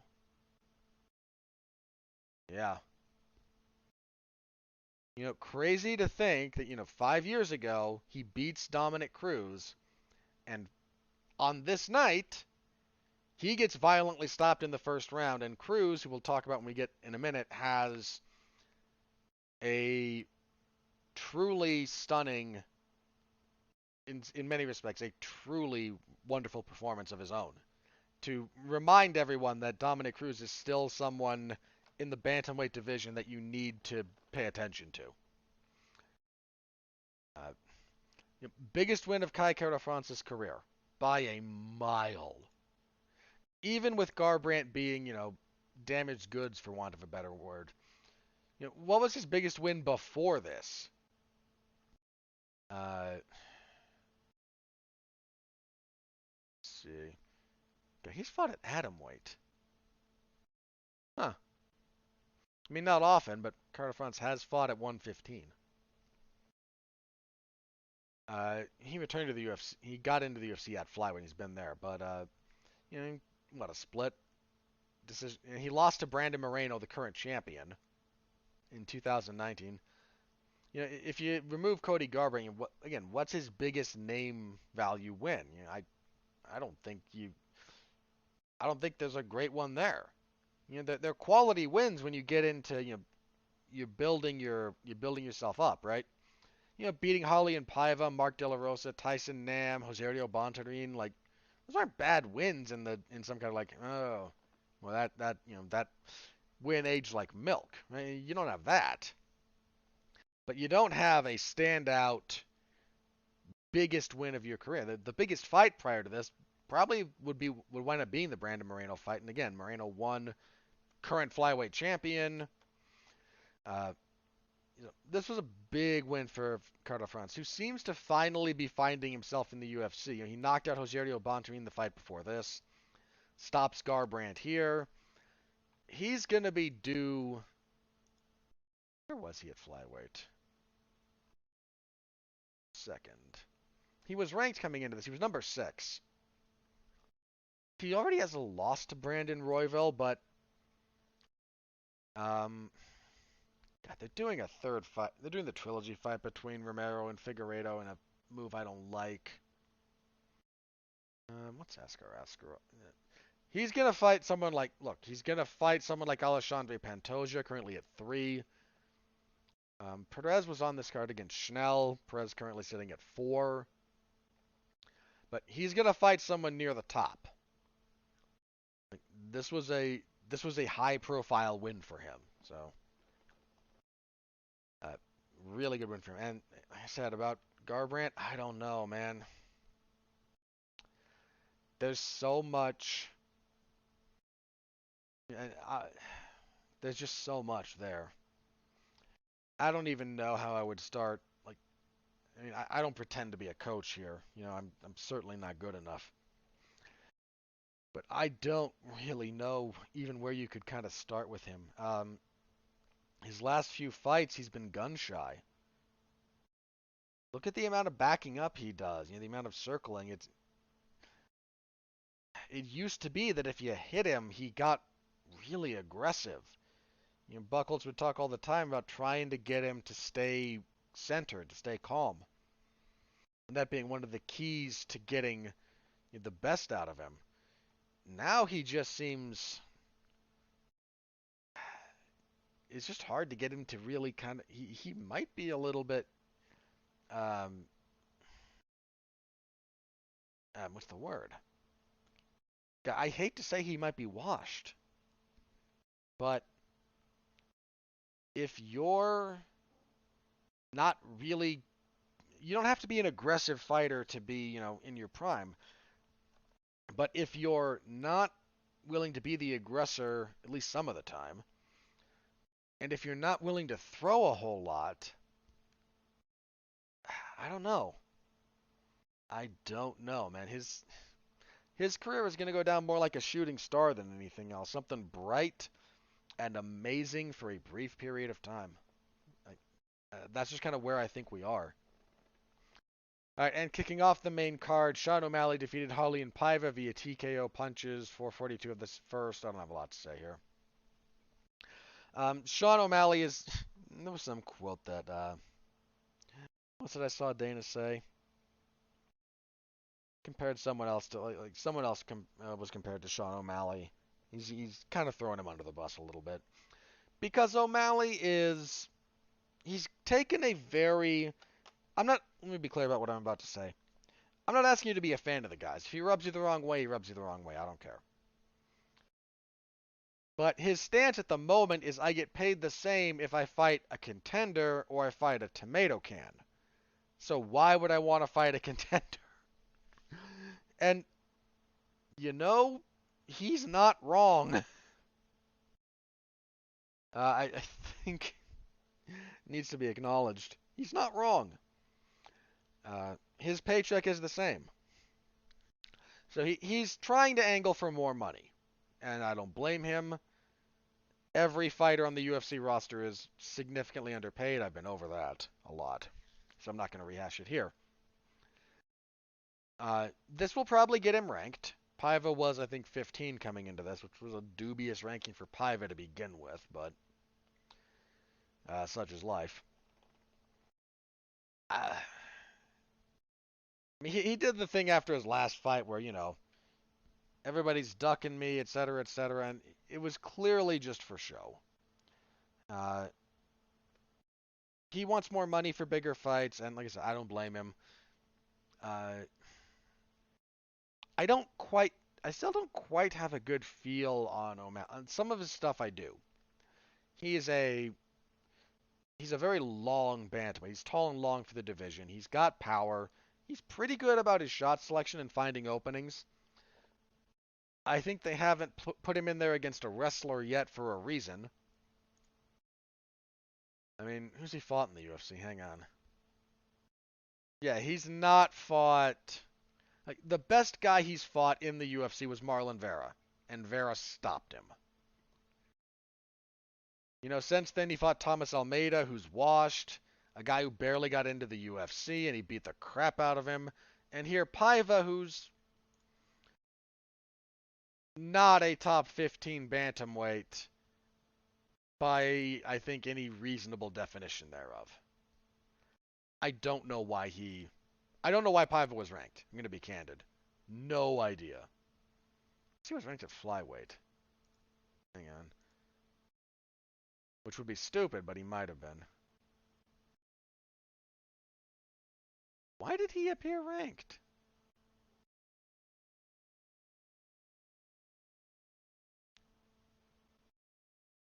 I don't know.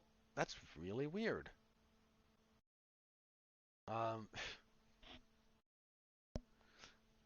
I thought I saw him ranked huh.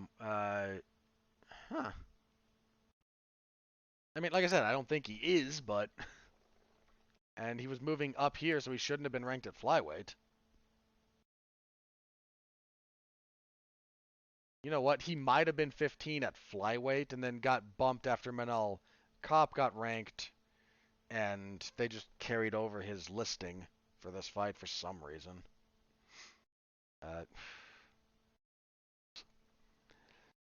So, it's not a bad win for O'Malley. He's still kind of building, and he's going to have to fight a wrestler at some point, and I am waiting to see how that goes.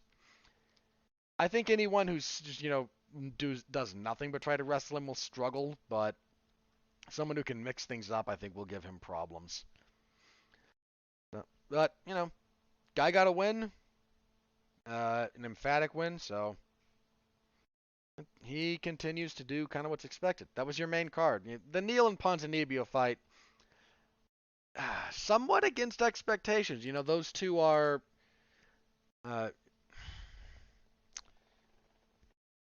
I think we expected a better fight out of that. Not a great fight, but the other 4 fights, all pretty darn good. As for the prelims, Josh Emmett defeats Dan Ige via unanimous decision, 229-28, 130-27. 30-27 here from Sal D'Amato, the semi-sapient can of tomato soup that occasionally judges fights. I don't object to Emmett winning.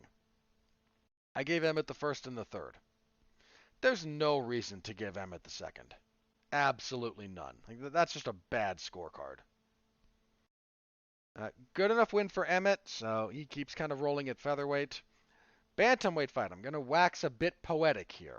Dominick Cruz defeats Pedro Munoz via unanimous decision. 29-28 across the boards. First couple of minutes of the first round, looking like a Cruz fight. He's not quite, he looked a little bit stiff, but was doing Dominick Cruz things, right? He was moving, he was countering, missing some punches because the way Cruz throws, especially when he kind of bumps his way in, he throws these big looping kind of, what's the name for them? Crap. I forget what they're called. They're almost like Fedor would throw these kind of punches from time to time. It's, do they call them like tent pole? Something like that? Punches? I forget, so forgive me. But there's a reason he does that. It's not that the man can't throw a straight punch. He can. He does a lot. He loops those punches because he's kind of predicating that punch on the opponent moving or leaning a certain direction, and you arc them because it gives you, given the proximity of all parties, the best shot of finding him somewhere along the trajectory of the blow. He was missing some of those because Munoz wasn't moving when he would try to bump his way in. He would kind of plant and look to throw back, or slip and then counter. A few minutes in, Cruz tries to, again, kind of switch, and then they call it a bump. You kind of hop in, a little bit bent at the waist. If you ever, it's a little bit like, there's a term for it in lucha libre, wrestling, professional wrestling. You kind of just bump them off your shoulder to get some momentum going. You kind of slide in like that, and then you operate from there. It's meant to kind of quickly change the stance and the angle and surprise your opponent, get in under their punches, etc., etc. And as Cruz is in this kind of hopping motion to get in, Munoz times a really nice left. It's not a hook, it's more just a straight jab. But because all of Cruz's weight is coming forward at the same time, you get, the happy little force multiplier of two things coming together in a head-on collision. Cruz drops to his knees, a little bit stunned. He joked afterward that he thought he slipped. Munoz all over him, hits another left hook along the fence line. That one dropped him. Cruz grabs a single leg, hits a Peterson roll to just kind of try and stall things out, which he does. He gets back to his feet. And somewhat remarkably, he wins the rest of that round pretty big. I mean, I shouldn't say pretty big, but definitively. Like, not enough to win the round, let me be clear. But you get dropped twice, even in MMA, even in an MMA context. That can be grounds for a 10-8. You can make the argument. Cruz absolutely removed any potential argument for this being a 10-8. The way he fought the last bit of this round, he started kicking more, got more active, seemed to kind of wake up. Still loses the round, be clear, but that could have been 10-8 under different circumstances. Throwing that out there. Rounds 2 and 3 are classic, if I might steal the Michael Coleism, vintage Dominick Cruz. Lots of movement, not as much as before. I think he got a better read on Pedro Munoz as this went on, so he's still mobile, but he's not quite as dancy as he usually is. Flicking his jab out, finding combinations, locking up Munoz with... Munoz, as this fight wore on, got... The second round in particular, his activity dropped. He just kind of got locked up and mesmerized by what was going on.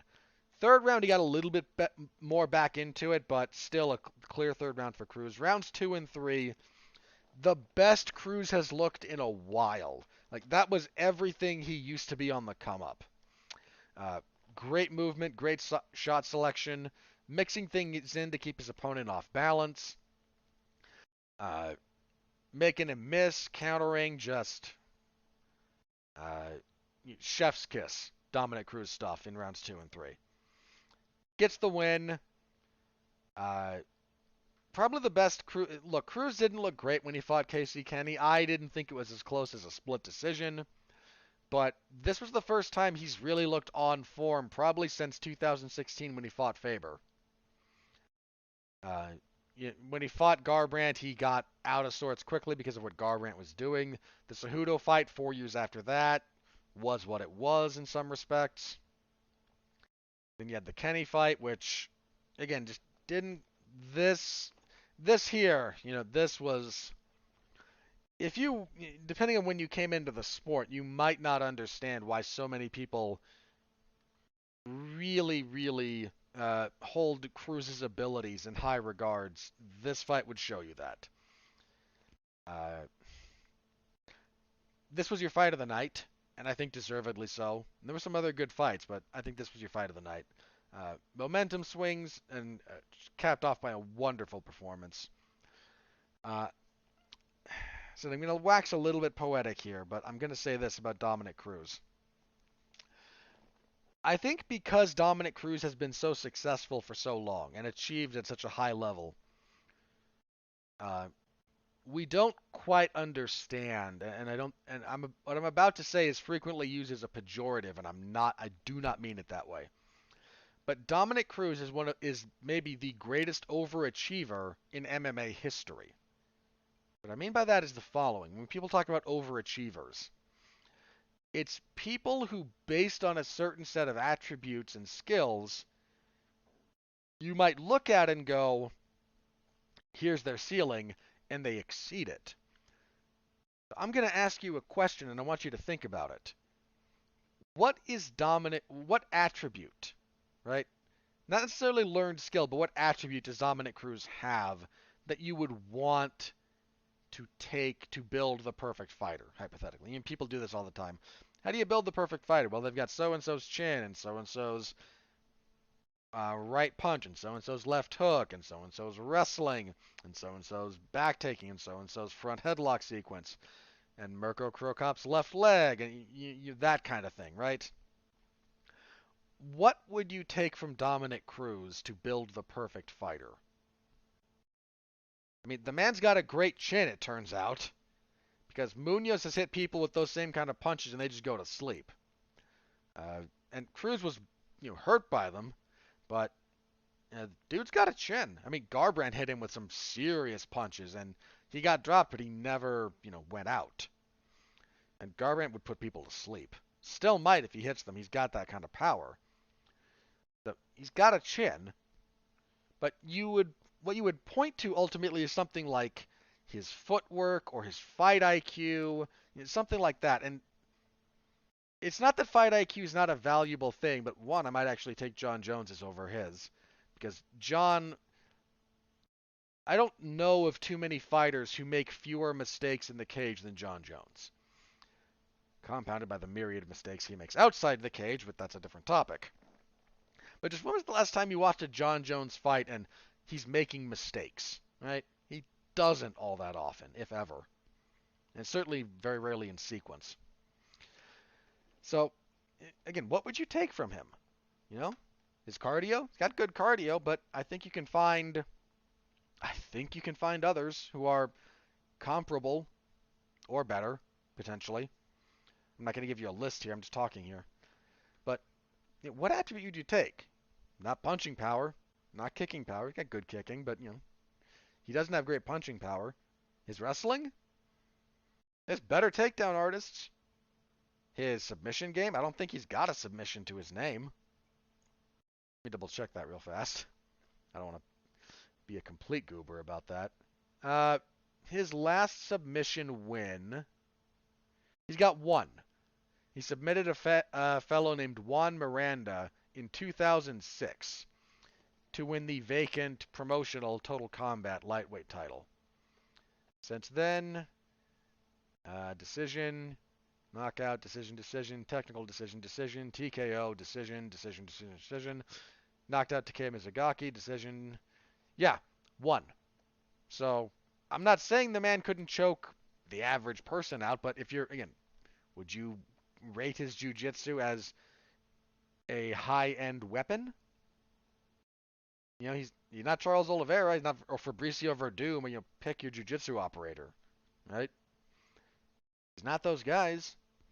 He's not a power puncher, pretty clearly. I say that not to be dismissive, but he's not got a lot of punching power. So what does this guy have that you would look at him and go, best bantamweight of all time, which I think he is? The answer is just not, I don't think there's a whole lot there in terms of just the raw material. So what has he done? He has figured out how to win in spite of limitations that he has to deal with. Okay, I can't hit hard. How do I deal with that? I'm tough, but I don't want to get hit a lot. How do I deal with that? I'm not a great control wrestler. How do I use takedowns for points and to disrupt my opponent? This is a guy who, for all that he has achieved, and he has achieved legendary status, every the vast majority of the steps he's taken along the way, he has been overachieving relative to most measurable uh, attributes. And that needs to be said out loud because it's important. Not every overachiever is Kenny Florian. I don't mean, again, overachiever is used as a pejorative sometimes. Yeah, Kenny Florian. Yeah, didn't have a whole lot, but he got the most out of what he had. Got a title shot. Got beat up by BJ Penn. Like, had nothing for Penn in that fight.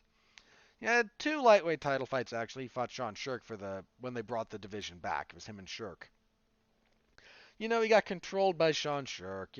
But he had a good little career. He's an overachiever. No. This needs to be said.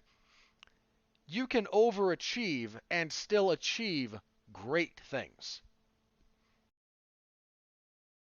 That needs to be said. It really does, and it is not said enough. Not everyone is, Francis Ngannou. You're not either an overachiever and I'm going to say Kenny Florian again. I apologize. I'm not trying to insult the man at all.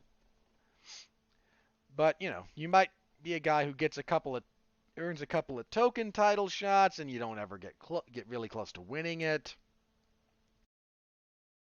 Or you're gifted with natural attributes that are refined through training and whatnot that turn you into,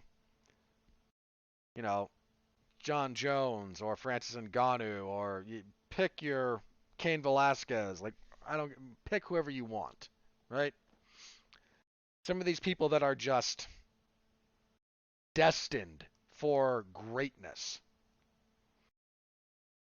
You can overachieve and be an all-time great. And that needs to be said. Because I don't think it's said enough.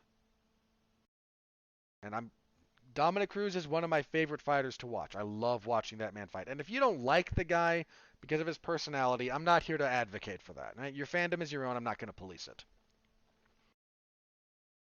But it does need to be noted that what he has accomplished relative to what you might think his skill set is in a lot of respects is overachieving on a level that made him great amongst people who by all rights were destined for it.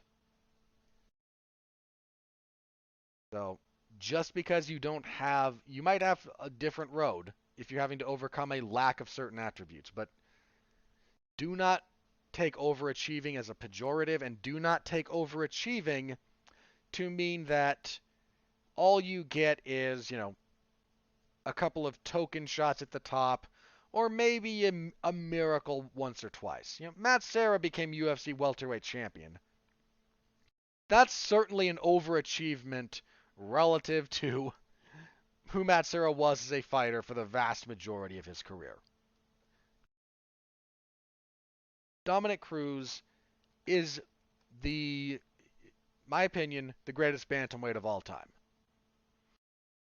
And he overachieved to become that relative to all the roadblocks. And that's not just the injuries and the layoffs. It's part of that. But it's just he doesn't hit hard. He doesn't kick all that hard. I'm sure it's not fun. But, are there harder kickers? Yeah. They're harder punchers? Yeah. Better wrestlers? Yeah. Guys with better cardio? Maybe. He's certainly elite tier in that respect, but cardio is a thing that you can, to a large degree, not in totality, but to a large degree, you can train. He just refused to accept the presupposed limitations that should have been placed on him. And the result in his case was not just a good career, it is true greatness. So it just needs to be said. I think and this is true for a lot of things, while it is true that someone who is naturally gifted in their sport or in their profession, whatever it happens to be, is remarkable and those should be watched and they should be celebrated, we should not discount and overlook people who achieve greatness through nothing but hard work and overachieving. And I think too often we just assume that once a fighter, athlete, whatever, reaches a certain level, that they're no longer overachieving, that some of their success was always self-evident. Cain Velasquez becoming heavyweight champion was always kind of self-evident. You watched that guy fight, you went, him. You know, to a similar degree, Junior Dos Santos becoming heavyweight champion. That man tore through the heavyweight division getting to the belt. I mean, he wrecked people. That stands out. Some guys do. Some guys achieve true greatness, and we just stop wanting to give them credit for being an overachiever because we still think of it as an insult. Stop that. Don't do that. Dominick Cruz is a historic overachiever if you look at what he has to work with physically and what he accomplished. That's as close as I get to motivational speaking, I suppose. After the fight, I don't think we're going to get it, but I would still very much love to watch Jose Aldo and Dominick Cruz. I think Aldo's looking for a fight that will secure him a title shot, depending on how things work out at the top of bantamweight. So, and I think Cruz would just be fighting a bit too far down in the ranks for that to be reasonable at this point. But I really want to see that fight. There's a lot of other bantamweights he could fight that would be great fights. You know, he was 9 coming into this. Munoz was 8, so he's gonna bump up. Garbrandt's gonna drop down. You know, look, tell me Dominick Cruz and Rob Font wouldn't be a great fight. Tell me Cruz and Sandhagen wouldn't be a great fight. I don't know that. So he could fight pretty much anyone ranked above him. They might try to do a Cruz and Garbrandt rematch. And at this point in time, I don't know. I do not know. But like I said, I want to see the guy who watched those two men when they were killing it in the blue cage for the WEC promotion when that existed.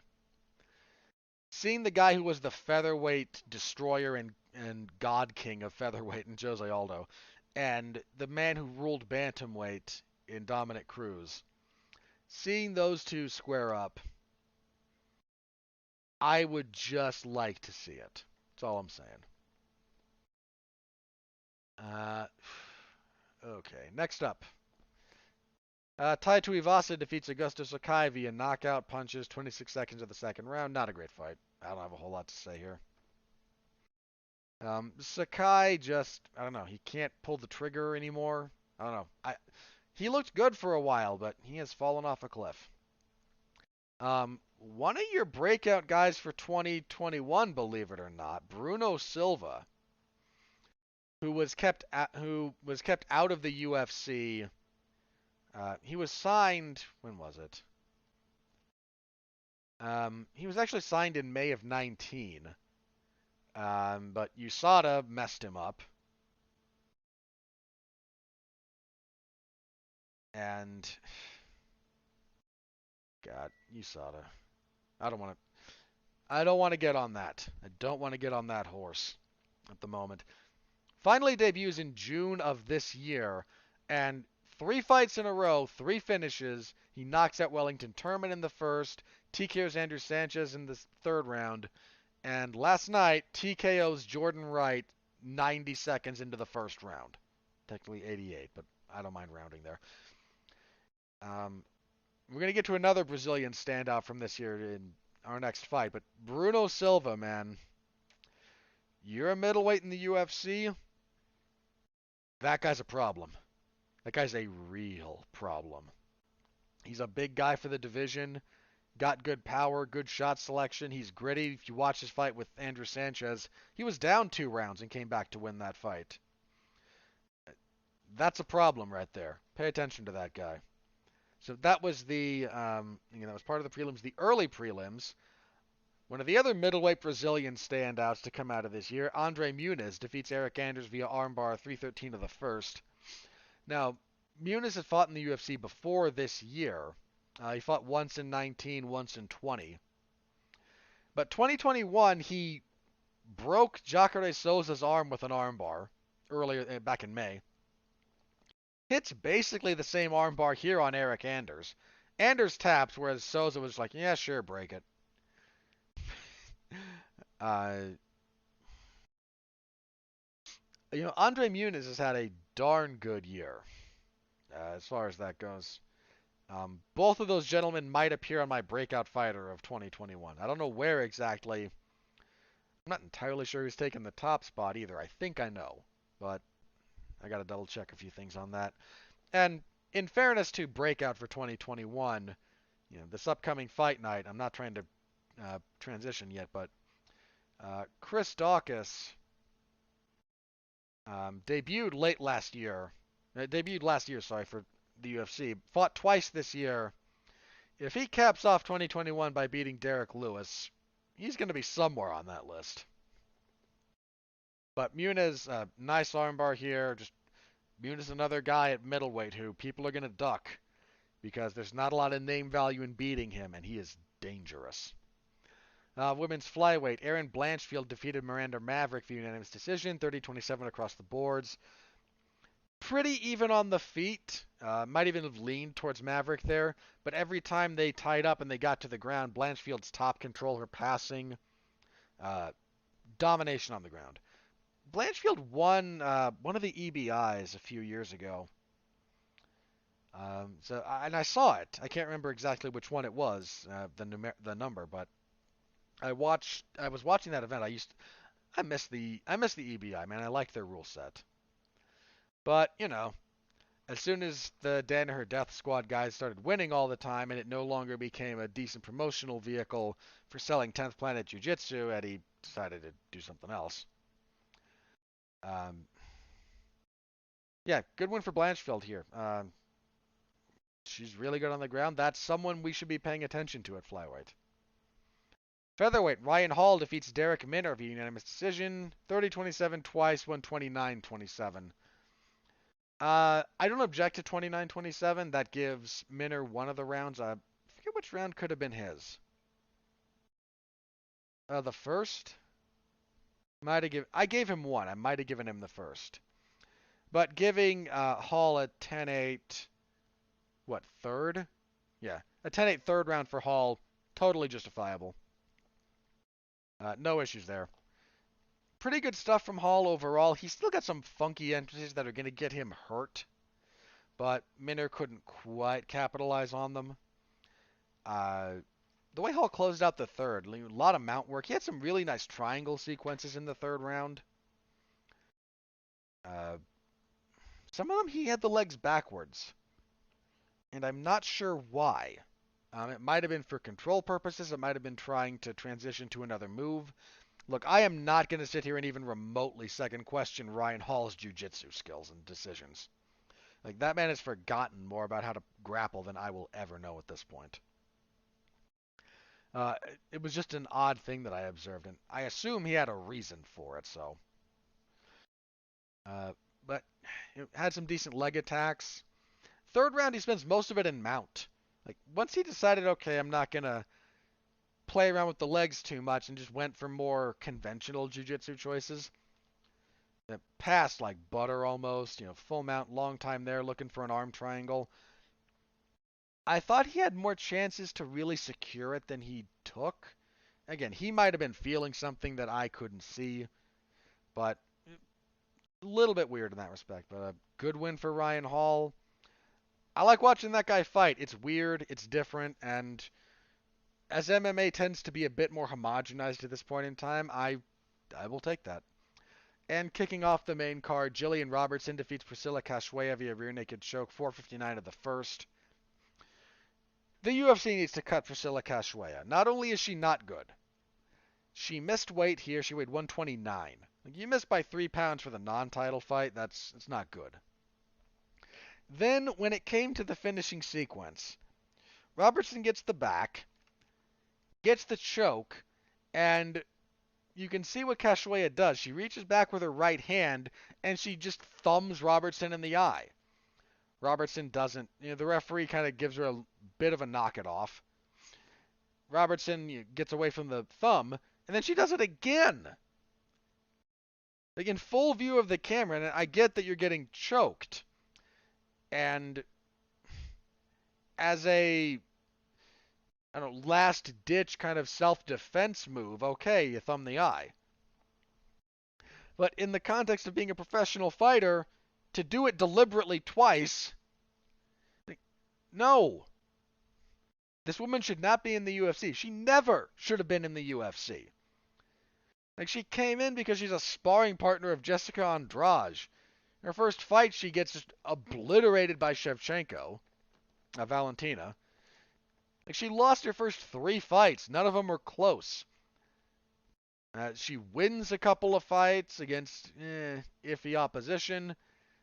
The totality of her performance here, from the weight miss to being a bad fighter to flagrant, blatant, dirty techniques to try and get out of a choke, in full view of the referee and everyone else, no. Cut this woman, and frankly, if you're another promoter, I would not sign her. Not after this. Shame on her for what she did there. I'm not going to shame her for the weight miss necessarily. I don't like it. I never do. But you had full control over whether or not you were trying to eye gouge someone. And you made that choice. So, no. Go away. Never come back. All right, that was UFC 269. So, for your post-fight bonuses, these are hilarious. I'm not gonna go too deep into fighter pay here. We're 2 hours in. We got a whole other card to preview. I'm not gonna get too deep on this, but the UFC is probably going to generate $1 billion in revenue this year. And they throw out a $50,000 bonus once or a few times. It was a wonderful piece by who was it? Let me see if I can find that, because I want to quote the author appropriately here.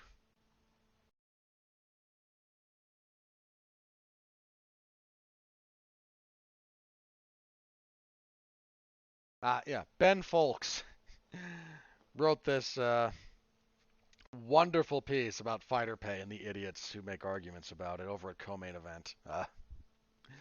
Read it if you haven't. I'm sure you can find it. But the UFC wants to keep fighter pay at less than 20% of total yearly revenue. And they are happy to do a lot of things that make sure that happens. So they're making hundreds of millions, if not this year, probably going to be $1 billion year, probably. And the fighters, the product, they're still out here. This got brought up because Dana White went on one of his rants about, no, UFC fighters are paid better. The average UFC fighter is paid better than the average boxer. And, we pay our guys really, really well, and then you get to the top of the heap. The Rondas, the Connors, the Khabibs, and even the John Joneses, they make comparable boxing money. When a few months ago, Dana White said John Jones is insane for wanting Deontay Wilder money. You can't have that both ways, you hypocrite. I also love that, his mention about guys who make good money in MMA features 2 retired fighters. And no, top-end boxers make way more than top-end MMA fighters.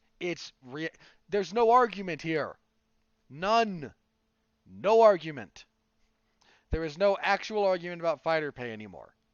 We know it. The UFC's admitted to it.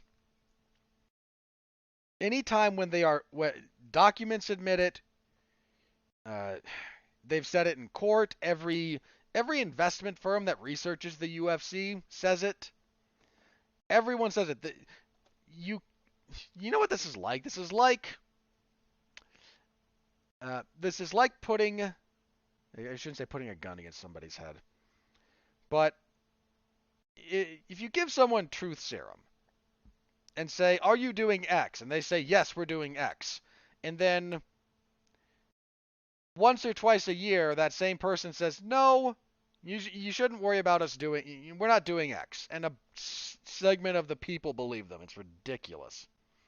Every time the UFC has to answer this question when it matters, or when anyone who researches this objectively looks into it, the answer is the same.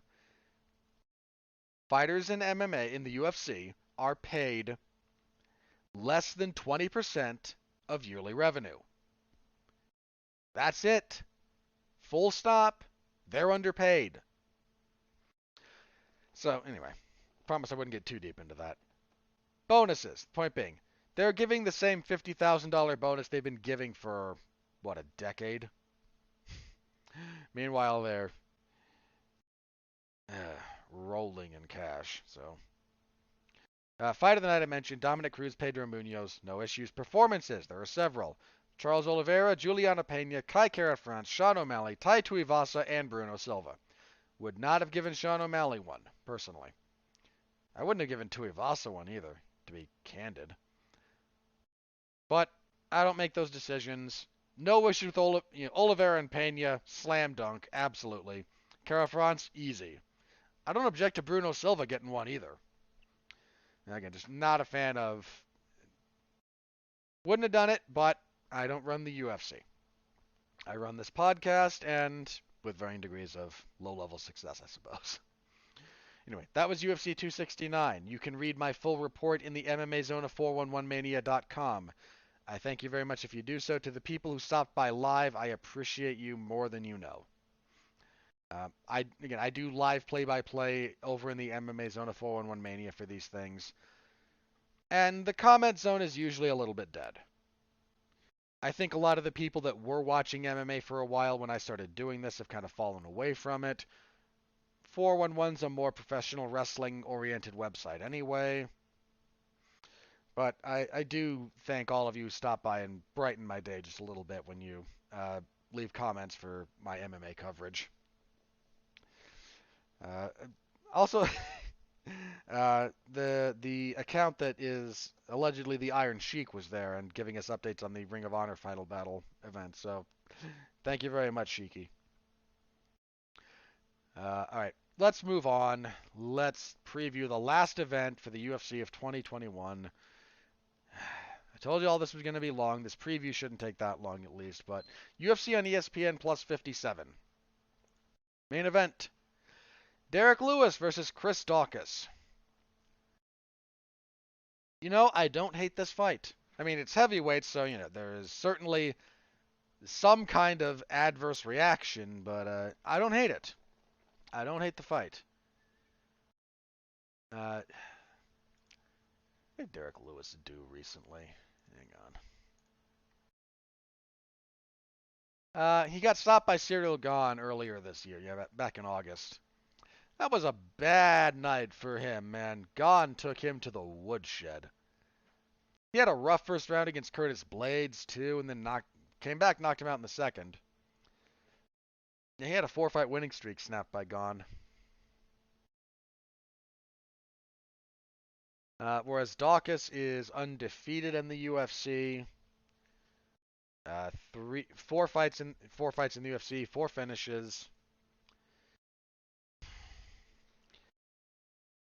I like Chris Daukaus here, and I'm going to give you a few reasons. 1, he's a faster heavyweight. 2, Derek Lewis doesn't do well with people that strike with him. That might sound crazy, but look at the tape on the man. Anybody who is a competent striker who strikes with him usually wins. It's weird because the man hits very, very hard, but so much of what makes him successful is dealing with people not trying to strike with. Alexander Volkov beat the crap out of him before he got caught with the haymaker.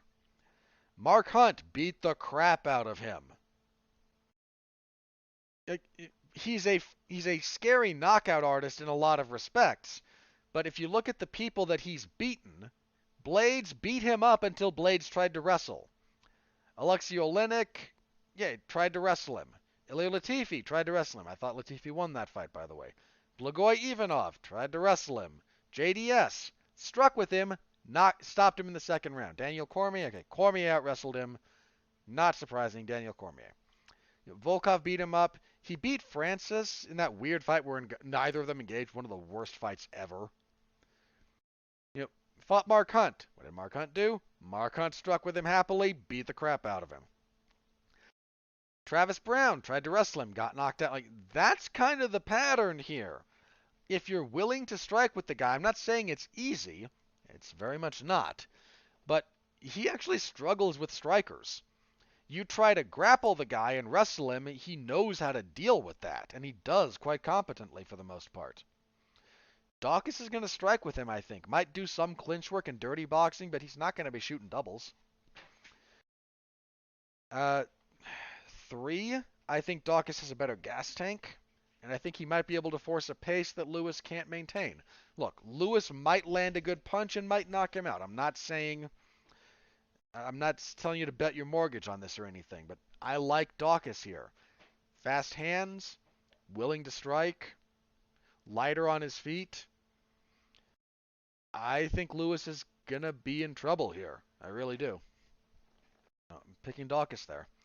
Co-main event, Stephen Thompson and Bilal Muhammad. Kind of an important fight for Wonder Boy here. Coming off a loss to Gilbert Burns.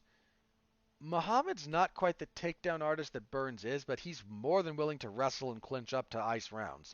Muhammad will grind. At the apex for this event. I mean, Muhammad's on a long winning streak. His last loss was to Jeff Neal in 2019. He's on a really good run. They're going to hit the apex, which does affect this. I'm still going to lean towards Thompson. I'm just going to be prepared to be very, very wrong about this. Yeah, that's where I am at the moment. So, probably a foolish pick on my part, and I acknowledge that at the moment. Muhammad's very good, and like I said, by a lot of logic, he should win. He's younger, he's in a better position career-wise, he's willing to fight in different ranges. Probably should win. I'm still going to pick against him because I don't think we've seen him deal with anyone as mobile as Thompson.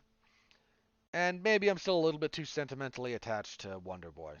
But that's where we are at the moment. Okay, the rest of these should be quicker to predict, so we can hopefully get out of here before too much longer. Amanda Lemos and Angela Hill, women's strawweight. Lemos lost her UFC debut against Leslie Smith. That, however, I think that was up at bantamweight, right? Let me double check that. Yeah, she cut back down to strawweight after that because that's her natural weight class. Has won 4 in a row. 3 finishes. This is a step up for her, though. Angela Hill is much better might be a stretch, but a definite step up for Lemos. Hill coming off a loss to Tisha Torres. I'm going to lean towards Lemos here, but Hill's a stern test for pretty much anybody. Bantamweight, this is a pretty good fight, actually. Rafael Assunção and Ricky Simone. Assunção's been out since the Cody Garbrandt knockout in June of 2020, so, well, year and a half. On a 3-fight losing streak. Somewhat mitigated by those losses being Marlon Moraes, Corey Sandhagen. The Garbrandt loss, though, that looms pretty gnarly. Simone, by contrast, on a 3-fight winning streak. Brian Kelleher last time. This is a... Assunção might be ranked lower than Simone. Let me double check that real fast. Simone ranked at all? Assunção's ranked 12. Ricky Simone is not ranked. Okay. Assunção might seem to be going in the wrong direction career-wise. This is a big step up for Simone. I'm still going to pick him. I think he'll be able to out-wrestle Assunção, and Ricky Simone has a motor. Now, he's not quite Merab Dvallis, really, but he's up there. I'm going to lean towards Simone here, but that's a pretty important fight for both gentlemen. Lightweight, Mateus Gamrot and Carlos Diego Ferreira. This is a surprisingly good fight. Gamrot lost first time ever in his UFC debut when he dropped a split decision. Since then, he knocked out Scott Holtzman with punches and Kimura Jeremy Stevens. He's a really good grappler. Of course, so is Carlos Diego Ferreira, who is he's a jiu-jitsu guy. Let's see, they're at lightweight. Ferreira's back at lightweight. He's missed twice. His last fight he weighed 160, and Gregor Gillespie still beat the crap out of him. I could have sworn they were making him fight at welterweight. 2 misses, though, is a big problem, especially his last one. He weighed, like I said, 160 and a half. That's a big miss. I'm going to lean towards Gamrot here. I think Ferreira might be on the downside. But we'll have to see. That's a good fight. Featherweight. Weird fight here. Cub Swanson and Darren Elkins.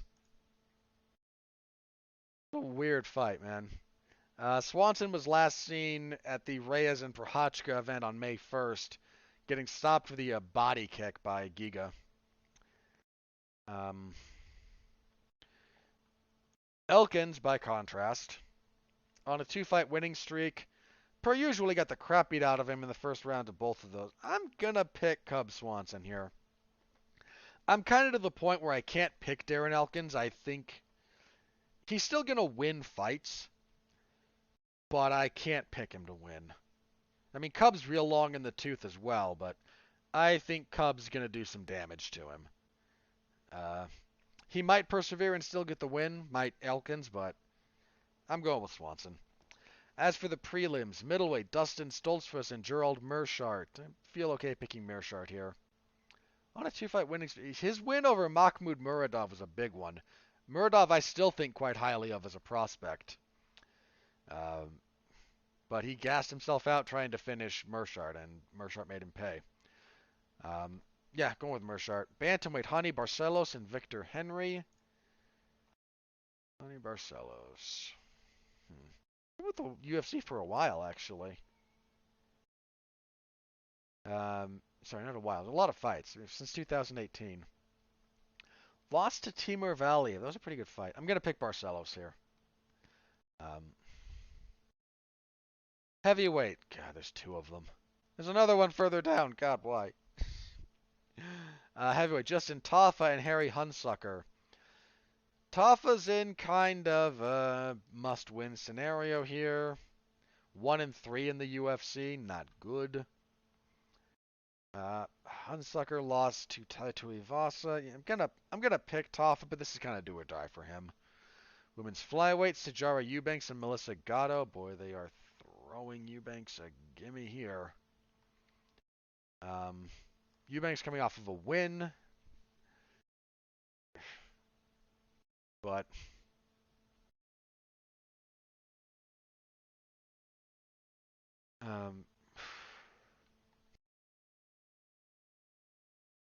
yeah, I'm picking Eubanks, but yeah, I'm not exactly high on her upside at this point. Featherweight, Charles Jourdain and Andre Ewell. That's not bad. Ewell on a 2-fight losing streak, 2-2 in his last 4. Jourdain lost to Julian Erosa. I'm going to go with Jourdain here, but that could go either way. Women's bantamweight, Raquel Pennington and Macy Chasson. Pennington, surprisingly, on a 2-fight winning streak. Wins over Marion Renault and Penny Kianzad. I think Chesson's going to win this. Chesson's on a 2-fight winning streak. Only got 1 loss in her entire career. Yeah, This is a decent test for Chesson, but I expect her to pass it. Heavyweight Dante Mays and Josh Parisian.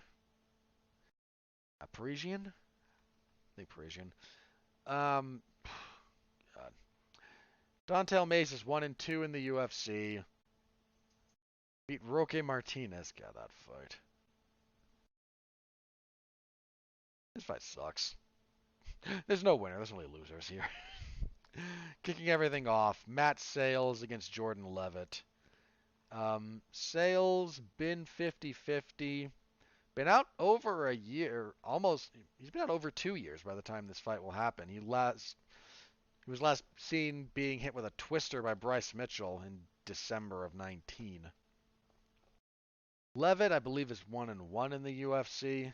Gonna double check and make sure he's who I'm thinking of. I'm pretty sure he is.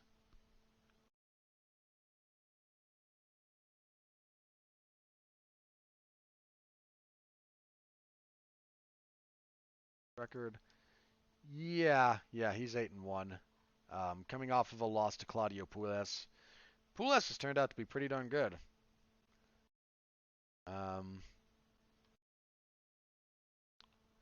I'm going to pick Levitt here, but Levitt still has a lot of proving to do. His UFC debut, he beat old Matt Wyman via slam knockout.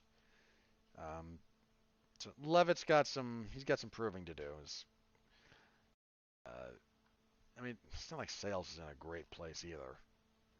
There's Levitt fight out of. I don't know why I care about this, but fights out of Syndicate. Yeah, I'm going to pick Levitt, but he's still a work in progress in a lot of respects. So, all right. Well, Saturday, December 18th, I will have coverage of this over in the MMA Zone of 411mania.com.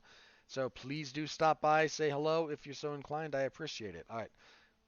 Let me check Twitter very quickly to see if anything crazy's happened, and if not, I will do plugs as quickly as possible and let you out of here. All right, nothing crazy on Twitter related to MMA. There's always crazy stuff on Twitter, though. Okay, plugs. I don't do this very often because reasons, but I mentioned if I'm going to be opening the floor up for questions and you wish to follow me on Twitter, I am at Winfree MMA. That's WINFREE MMA. I promise not to flood your feed with anything too crazy. I'm a very sedate follow, I promise. I mean, look, fight night, I retweet clips of finishes and whatnot, sometimes with my thoughts, but I'm not going to flood your feed with stuff. So, if you're curious and you would like to contribute to the question period for the next episode, feel free to give me a follow and ask away. I'm happy to answer questions. Feel weird plugging my Twitter. I just do. All right, what do I? Last week I was part of a TV party reviewing the Netflix adaptation of Cowboy Bebop. That was myself, Mark Radulich, Alexis Haina, and David Wright. We talked about that show, the good, the bad, the ugly, and found things good, bad, and ugly to talk about. So if you're interested in that, it's over on the W2M network. That's where most of my other podcasting endeavors take place at the moment. So give that a listen. Was I part of anything else last week? No, some re-airs. Nothing really. Okay, this week, I have this week mostly off. There is a Damn You Hollywood for the Steven Spielberg West Side Story that will be coming out tomorrow. I'm not on it, but you should listen to it anyway because Damn You Hollywood is a wonderful program for all your movie review needs.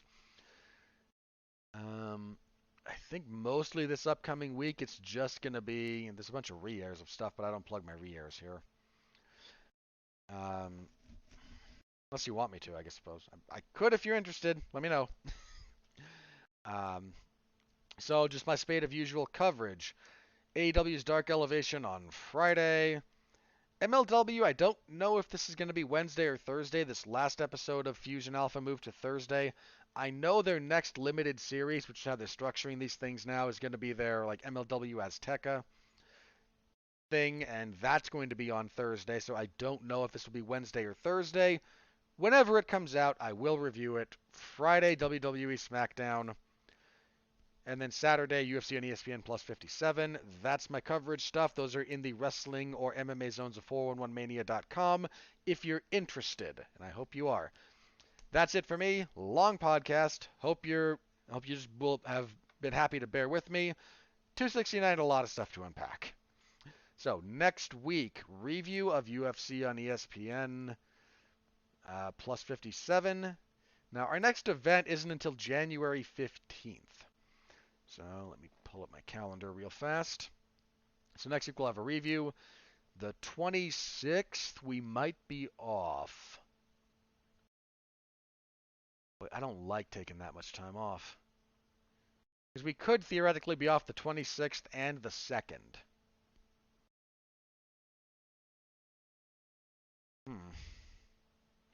I'm going to leave this open just a little bit. Let me do this. If anything crazy news-wise breaks or elsewise, there will be a normal episode.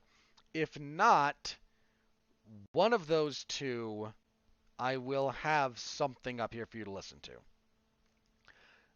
I put together... I might still have the notes for that, actually.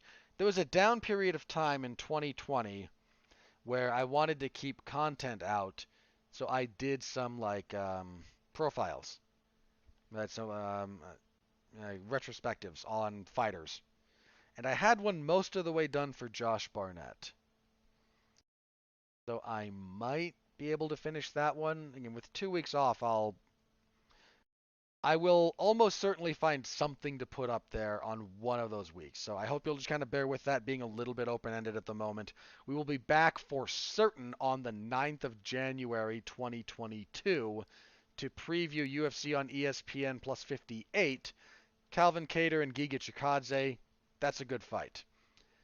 How does that fight look, by the way, at the moment? Rosario Bontorin and Brandon Royval's not a bad fight. Court McGee's fighting, and I've got a soft spot for Court McGee. Joaquin Buckley and Abdulrazak Al-Hassan is probably going to produce a body. Muslim Salikov and Michel Pereira, that's a crazy fight. Okay, there's some stuff on there. Don't get me wrong. There's a little bit of on there.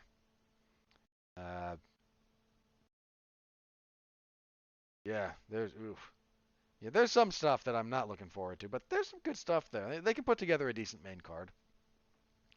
So, we'll have that to be previewed for certain on January 9th.